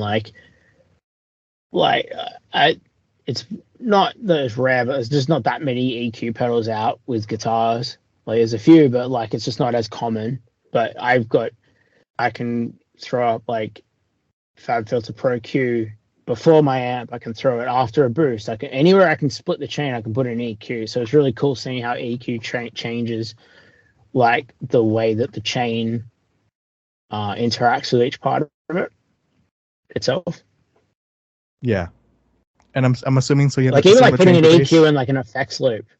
I was saying Oh yeah, even yeah. putting like an EQ in like the effects loop of a guitar amp can do so much cool I, stuff. I, I, Like learned over I track. learned that from Kerry King actually. Oh really? There you Yeah, go. because Kerry King from Slayer, his signature JC800. The only thing different between that and a stock one is there's an EQ thing going on in the loop It's circuit. a really cool amp. That amp. I've recorded one before and I loved it. It was Yeah, awesome. I really want one. There's a mini version that's 30 watt or 20 watt, but Huh. it's like half price of the full size one, so it's still kind of expensive, you know. So I'm like, I don't know. Yeah. Yeah. So, but I'm assuming Cool. yeah, there's a similar chain for bass. Bass. I always do with DI in the box. Never use amps for bass. Have you Every time tried? I used to do it, it was just like a like horrible. Like I just never would like get along with it. But yeah, I think there's just like so many acoustic problems with low end in a room. Like it always worked out to be like more static and more like consistent low end from just doing DI. This might be crazy, but this is how I record bass. So I have the Warm Audio 1073. So I Mm-hmm. go into the instrument insert on that, and then I would compress with my 1176 on the way for DI. Oh yeah, yeah. No, I still definitely do that. So like out of my DI, I usually hit it with a little bit of distressor, and then once it gets in, um, once it gets into the computer, like even if I'm doing um, like an amp, not like an amp, but like a pedal or something like that, like I'll still go into like my Apollo, and then there's like use a console out of that to go into something else, and then so I've got some level of compression going into the the pedal and stuff as well. Like I don't like to. I prefer to get some kind of usually distressor works nicely on it on like the DI, and then that will go into a computer. I'll get a DI out of that, and then run a live, almost like a live reamp, and record the pedal that way. I And never like tried a pedals, distressor yet. yeah, it's great. It's really cool. It's really good. Like on the lower ratios, like 2 and 3, with like some generous like gain reduction, medium attack, reasonably fast release is really cool. Just to kind of like where it really works well is like if you've got like a 5-string bass, or you've got something where there's a lot more low end on the lower strings because it's tuned lower, it will just pin. Like I use it to like iron out the amount of like energy that you get out of a low string versus a high string. So in turn, it actually makes like the top end of the bass pop a little bit more. So I'm getting maybe 6 dB compression when you hit like a low A or B or G or something like that on the low string of a 5-string, and then minimal compression on the higher stuff. And it just I'm kind of actually keeps it gonna, a little more intact. now that you said you pin it, I'm gonna try using my DBX 166. Yeah, that would work great as well. I'm gonna try that next. I'm gonna Yeah. write that down real quick because I'm actually curious. Because actually before I learned how compression like on 1176 worked, I only knew about a threshold knob. So actually, it was just fun. It's embarrassing to admit, but I didn't know like the input and output work, how you change the amount of compression on the 76 or Yeah. distressor. I just Yeah. thought that was whatever it was, what it was set to. So I didn't know anything. So I was so used to like a threshold knob because I got when I first started recording, I got the classic Focusrite 2i2, right? And it came with the Focusrite plugins and had a Yeah. threshold knob. I'm like, okay, this is how you. And then I never knew that input and output were a factor on other compressors. Yeah. Yeah. So my original mixes, my first few mixes were like really terrible because the compression that was there was barely doing anything. Yeah. So it was Yeah. just really it was really funny. But yeah, so like I get drums. I'm guessing that those change all the time, so you can't really pick something for the drums. Not necessarily. I have a pretty consistent approach to it. I mean, just to keep it as So simple as so so possible. so then so do you have a house kit that you make people use, or do you use Yeah, the dampings? majority of the time I have people use my kit. I've got 2 um custom acrylic kits. I really love acrylic. And not all acrylic, but just these particular acrylic kits made by a company called Pansini Percussion. They're from here in Sydney. And they have, it's the most like these drums sound pre-recorded straight off the shelves. I know that sounds like such a stretch, but like they have like a really nice like scoop to them, like a huge bottom end, a really like present like punchy top end, but it's not like brittle and harsh like you would imagine. Like I think if you look at an acrylic kit, you'd be like, this wouldn't sound like what it looks like, if it makes sense. Anyway, so I had two of those, and I think the biggest reason why I like using the kits that are here more than others is that it gives me an opportunity to, like, the day before, really focus in on tuning, take care of the heads. I like being able to like get really detailed with it. Like I'll spend half a day just tuning the drums. I think that's the most important thing you can ever do for recording drums, really. Like there's only so many different ways you can point a microphone at a drum, and I think it matters less. And same with the type of microphone. Like I know the difference between the microphones, and I do take that into consideration, but there's no point in me sweating over what type of microphone is used on a kit if the drum's not in tune, basically. So just by having, and I even think that makes more difference than what kit we use, me having the opportunity to just really, really, really zone in on tuning and making sure it's really good. For me, like also too, like as a workflow thing, I don't like doing that while the artist is there as well. Not that it's a problem, but like there's a social aspect of being in the studio as well, like you're talking, you're hanging out, and I'm fortunate enough to have a space to do it in, so I don't have to hire a space to do that. So I can keep the day free before drum recording. I'll go in and just be really focused, get it done, and that's kind of the most important thing. So yes, most of the time people will use my house kit, so to speak, and then from there it's just keeping it really brief. Small diaphragm condensers on spots, like as much as I can, like hats, splash, ride, China, that kind of stuff. Like I don't use a whole lot of dynamic mics actually, like AKG D112s on floor toms, Telefunken M81s on toms, but other than that, there's mostly not many dynamic mics. As I said before, the Rode TF5s on overheads, that KMS 105 on snare a lot of the time. If not, maybe like the Telefunken M80, that's kind of cool as well. C414 snare bottom. I'm not sure if you've heard of them before, but the Jay-Z mics make those really cool V67 style thing. And it's like great on rooms. I really like that. Rode NTR ribbon mics on rooms as well. That's really cool. Classic Beta 91 on a kick drum. Some kind of large diaphragm condenser on the out, maybe, and like sometimes a sub kick. That stuff I usually keep pretty, I guess, like uniform across all drum recordings. I kind of know that stuff really well. I do like to compress a little bit of drum stuff on the way in. Usually hit compress distresses on kick and snare. If I've got I got like I'm not sure if you know the Kush Electra EQs. I use those over toms. They're really cool for that. Is that the orange one? They're like the a orange brown, color? No, like brownish brown orange and black type thing. And that's and then like those HA81s, the Heritage Audio 81 style EQs for kick and snare as well. Like I do like to be pretty heavy handed with like processing. I'm trying to shoot for kind of as much of the finished drum sound as I can on the way in.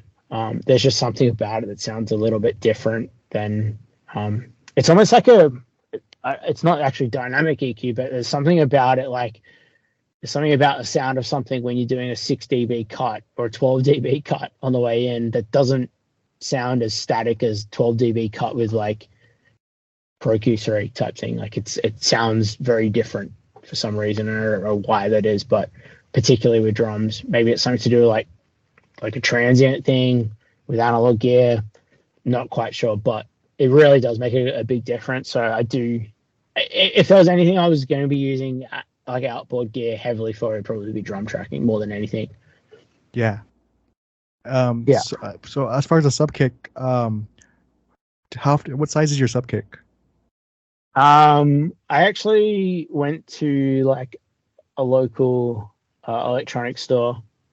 We have one in Australia called, like, it's a chain called J Car, and they sold like a 10-inch like car audio sub. And what I did, I bought that, and then I wired just a 1/4-inch jack to it, and I run that into a DI box, because I think like the normal Yamaha ones, like with the 6-inch driver or whatever it is they got on, they're a little bit too high. Like they're kind of like, they did this weird like 150-ish. Yeah, and it's like, I don't want that in a kick drum anyway. So I kind of dropped it. Like, I built my own too. That's why I asked. Yeah, I think a lot of people do that as well. Like, it's just better to have something a little bit. And I wouldn't say it's crucial at all. Like, there's absolutely nothing crucial about it. Like, if there's something in my setup where I'm like, oh shit, I need an extra channel when I'm out, that's the first thing to go. Like, I'm more happy to not use it. But when it's there and it's like blended in and it's got like a little bit of like you have managed to get it in phase, well, there is some cool energy there, which is kind of nice. And back to like finished drum sounds, like off the bat, like even if it's just for the reason of being able to have like the lowest octave of frequencies in there for my rough bounce, whoever I'm sending stuff off to that day, is like nice, and without having to stuff around with making sure that there's like, you know, like a triggered track or like a subharmonic processing or something on there, whatever it is. If I just need that there, then it's already there, ready to go. So, and for the cost of having one channel of it, it's nothing. So definitely not crucial at all. Have you tried putting the sub mic under a floor tom? Yes, I have done that a couple of times before. How'd you like that? It was cool, but it's just not like the limited amount of channels that you might have. Like, I think I can run 24 channels at one time, which is definitely not like impossible to get a whole kit in there. But like, I've never been in a position where I had like no splash mics or no like China like spot mics or something like that I would be able to afford to get rid of to like keep something like that in there. Also, too, like the sustain on it was a little bit funny as well. Like, for how short that toms end up needing to be. Like, I think that by the time you like trimmed them up to kind of be punchy and short, they may be kind of like it might be a negligible difference really by the time it was in there. But yeah, I have stuffed around with it before. Yeah. Also, going back to the sub kick thing, like my favorite aspect about a sub kick, which even if it's not like to sound good, I still would use it if I could for like there's no bleed, virtually no bleed with that, so it's good for triggering gates or stuff like that, or sample replacing, having a clean audio signal to. Yeah, it's I think that's probably a more articulate way of saying what I was saying before. Is like, it's just there and it's like already processed, like already there, ready to. It's like what its purpose is to do is like there straight off the mic, I guess, or the raw source is just there doing it. So just the whole concept of a sub kick, like when I first found out that it was just a speaker wired in reverse, or a microphone wired in reverse as a speaker, or vice versa, that kind of like had me thinking like, oh, okay, what if I take this speaker from like this, dollar store speaker set, and like, what if I turn that into a microphone? What would that sound like? So I've been really wanting to experiment with that, and like maybe like I had this idea because I have a small studio, like I said, it's 10 by 20, and I really want to have like a reverb chamber.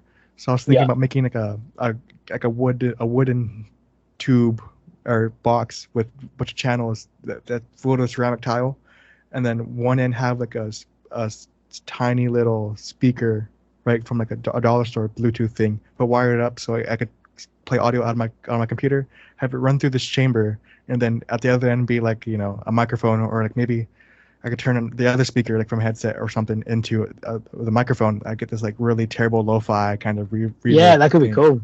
That could be cool. Yeah, the cool thing about that is that there's no one else in the world which is going to have that speaker with that particular like chamber with that particular like it's a very unique approach to something that everybody like. The other day I had Banner said to me like, hey, we want to have the start of this like song with like a radio effect, almost like it sounds like, and then they use this like this buzz phrase for me, which was like, oh, we want to make it sound like it had like it was someone else was listening to it through headphones on the train type thing. It's like, oh, yeah. Cool. And so I was like, yeah, I could pull up a bunch of filters, add a bit of distortion, whatever, it's fine. But in the end, I just like threw my headphones on the ground and then mic'd that up and then recorded that in. I was like, yeah, this is cool. This is a vibe. Like no one's ever going to have that exact placement and that exact setting there. So it's just another way of like being unique, like having something unique there. And you know what? It does sound different than a filter. It sounds kind of cool. So yeah, like going off that creative kind of thing, there was I got to share this because this is one of my weirdest things I've ever recorded. But this is back when I was going back in February for film. But there was I had cheap orchestral libraries, so I didn't have all the articulations. So are you familiar with the articulation for strings called Colenio? No, I'm not. No. It's where they slap the back part of the bow, like the wood part, against the string, and makes like kind of like a wooden clink sound. Mm-hmm, mm-hmm. And so I didn't have that articulation in any of my libraries. So like, how can I get this sound? So what I did was I got a bunch of cheap plastic shirt hangers, and I just like brushed them together with my hands and I mic'd that up with like a pencil condenser, and I did 2 passes so it's stereo, and I recorded that. There and you go. It worked. Awesome. And then it was one of the weirdest things I recorded. So that's perfect since we're done with, I guess, recording conventional stuff. What's the weirdest thing you've recorded? I don't know what it's called. It was like this. I would say it was almost like a kazoo, but it was like this like whistle thing that had like a slide whistle. Yeah, well, I think it might have been that, but it was like interesting in the context of what I was working on. Like there was like a guy doing like it was like almost like singer-songwriter stuff, and it was like, yeah, it had this like slide whistle, like, and it sounded so funny. I just could not stop laughing. Like everyone was like, it was like the tone of what it was, and everyone was laughing at it. But it was definitely the weirdest thing I've recorded. It must be called a slide whistle, but just in the realm of what we were doing, it was just so funny. So. You got to send me whatever that was. I got to hear that. But I like doing like all that kind of stuff, like, you know, just doing something that's it's kind of weird. Like one of the band I work with a lot, local Sydney band. Oh, sorry, not Sydney band. Like they're from Newcastle, further up the coast a little bit. They're called Vilify. And the other day, like we were just doing something, and we just wanted to sound like dirty and trashy, and so we ended up just like recording vocals, like laying on the floor and something like that. And it was like a vocal that we never would have like heard like done before if Amy the singer, like if she was like standing up doing the normal thing. And it was funny because like someone who wasn't there in the recording came back a couple of weeks later and says, oh, that's a really cool effect, can we use that somewhere else in the song? And I was like, not really, because the way we achieved that was because, you know, Amy was laying on the floor like rolling around with like kind of half eating the mic, doing something weird, and that's how we got that thing. It was like a really cool creative thing. And I think there's only like we get stuck into how much like importance we play on like what plugins we're using and how like they're our only creative tools, and there's just like so many other cool things that you can do like straight off, like just doing something in the room, like whether it be like throwing a slide whistle out, or as you said, like getting 2 coat hangers and, you know, smashing them together. Like they're things that are very unrepeatable, and I think they're little embellishments that make recordings interesting and cool, you know. And that's what I strive for, is originality, because everyone's sounding on more the same these days, and like you use a different mic for screaming vocals. Everyone uses a 7B. I use a 7B for that. So but finding these little things here and there that make you stand out from everyone is kind of the goal for me, because I want someone to hear my mix and go, oh, that's, you know, Abe's mix and not, you know, CLA's mix or Taylor Larson's mix. And everybody that has a name for themselves, everybody that has a name for themselves and are doing like that, like something that has, grab people's attention, do something different. That's what it is. It's something which is kind of creative and has a point of difference. That's more valuable than just back to chasing perfection. Yeah, and I've sort of found that having your own sound stems from, or not stems from, but it happens naturally, and something you don't notice until you take a step back and look at it from a different angle. Because I sort of started developing, I guess, my quote unquote sound this year with honest. I didn't realize it, but so first thing I did this year was a punk EP, and then I did my most recent thing mix I did came out Friday, and I listened back to those two. This sonically they're completely different, but the drums, if you were to isolate the drums, they sound almost identical, which is the funniest thing. But like one's like a 8-string metal kind of jam, and then one's like a not pop punk, but underground 2000s punk kind of thing, and the drums sound the same, but they can still tell they're my drum sound. But it's kind of funny, like I feel like, oh, that's kind of okay. And then I started playing to that more recently, and because I'm mixing something right now, which I'm excited about. But it's kind of like, okay, let me play on this. Let me see how far I could push this. Let me see what I could do with this now. It's so fun having your own sound. Like I noticed with your sound, I'm gonna put you on the spot here, but you mix the live at the Opera House for Northlane, the whole live show. Oh yeah, the Roundhouse show. Yeah. Oh, the Roundhouse. My bad. Yeah. So like I noticed with you, you kind of like you have this buttery top end, if you know what I mean. Like it's that's awesome. I never thought of it as buttery. I always thought it was the opposite, which is like it's sort of pushing it a little bit, but not like it's just the right amount to me. That's cool. That's great. I'm glad that it got perceived that way, because I was always like, that's the part where I usually find myself second guessing the most. Where like back to that like brighter gets me more excited type thing. I always like feel like I abuse the top end too much, and then I get like harshness. But if you're hearing like buttery top end, that's kind of cool. I like that. That's mad, especially in a live mix, because I think that's like one of the harder parts to tame.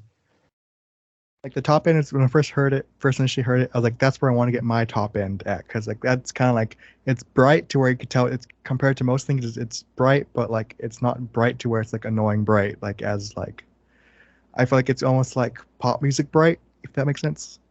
I think one of the things that like I think that where top end gets really, I want to use the word classy. Like the classiest way you can make a top end really cool is just not trying to get top end out of everything and just making sure that you have nice top end in drums. Because if you think about it, like guitars don't really have top end. Well, yeah, you do, but like it's not like you shouldn't be worrying about. Sorry. It's not the top end of the guitar. It's not actually the part you're focusing on. Yeah, exactly. Like, why are you worrying about how your 10K or 10 or 12K sounds like in a guitar? It shouldn't be there, really. Like, same with bass, and vocals definitely have a little bit of it, but they're kind of like in and out. They're kind of always a little bit separated from the mix. So, like, the only place that like the top end needs to be really sitting right is in places like overheads and like the very tops of snare drums and stuff. So, I think if you can focus on that aspect of it most, that's probably the safest way of getting the top end to be nice, Yeah, and also your mid range is really clean too. Something I really like is your mid range. That's awesome. Low mids to mids. That sort of I really like, because everything was so clean there on that live mix. Yeah, I mean also too, like I've got to really give credit to the band, because like that room that they were working in is quite a large room. There's no back wall on that stage. Like it's a curtain. The band played really, really well. All live mixes, the hardest thing is always getting vocals clean enough, like as in like less drums in the vocal. And that comes down to just like having a great vocalist. Marcus is like got so much projection on him. He like sounds fantastic no matter what you do. But also too, like it means that like we didn't have a bunch of like top end from cymbals bleeding into vocal. Like the band just played really, really well. They always do, but particularly on that night. And I want to say it almost kind of mixed itself a little bit with that. And yeah, like if there's mid-range things and stuff like that which kind of came out quite clean, it's because of, like I didn't also too didn't there was no DIs, there was nothing that I could have worked with the guitars. Like all the guitars were there straight from like off the campers that night. They chose really good tones. They have a really great stage sound organically. Those, as I said, those mid-range things and those top-end things really come down to a lot of the band specifics more than what I could have done for it. So was mixing that like different? Did you mix like the crowd in and stuff like that also? Or? Yeah, absolutely. Like that's the most not the most challenging. The most challenging parts about the top end in the vocal with the cymbals, but like I think like what makes a great live recording as well is if you've been given really good crowd mics, because they turn into like drum room mics, and the crowd mics there sounded really, really good. There's a lot of automating in terms of like bringing up like the parts where the crowd sings a line and stuff like that. You have to be really cautious about making sure that there's enough crowd sing along parts to be able to bring them up there, and at the end and at the start of songs. To be honest, like a little quick cheat that I used a little bit on that was like layering up some of the crowd sounds as well a little bit. Like think about like if I just bring up like just the crowd sounds for the end of a song, it would just bring up a lot of like ambient noise in the room. So a better way of bringing in more volume was to copy some crowd shares from some other songs and just bury them underneath it a little bit so the crowd sounded a little thicker. But I mean that's about as cheaty as it got. But like that's just one way of like, if you just turned up those faders, you would just get more room, like low end and stuff like that from the band and whatever else is happening there. So did you like get the raw tracks off of that, or did you like have like off the front of house board, anything off of there? Yeah, it was all just come. I'm pretty sure the band records all their shows. So, what happened was that night just got a recording straight out of, I think, recording to like a Logic session or something like that every night. And those tracks are basically after the preamp on every channel. So there's none of the front of house mixes applied to those tracks. It is just off the preamp from the front of house desk. All right, so I guess that's everything. Is there anything you want to plug at the end of this in the description? No, not really. Go listen to a bunch of the stuff that we spoke about. That's all. They're all like cool albums and stuff like that. I think that's the best thing. I'll link your website, everything. The Nick Peterson drum pack, the STO tones. I'll link everything I can. Awesome, man. Awesome. Cool. It's been an awesome conversation. Awesome meeting you. And fantastic. Yeah. Thanks very much for having me on, man. I really, really appreciate it. It's nice to be a part of it. All right. Thank you. Okay. All right. Catch you later, man.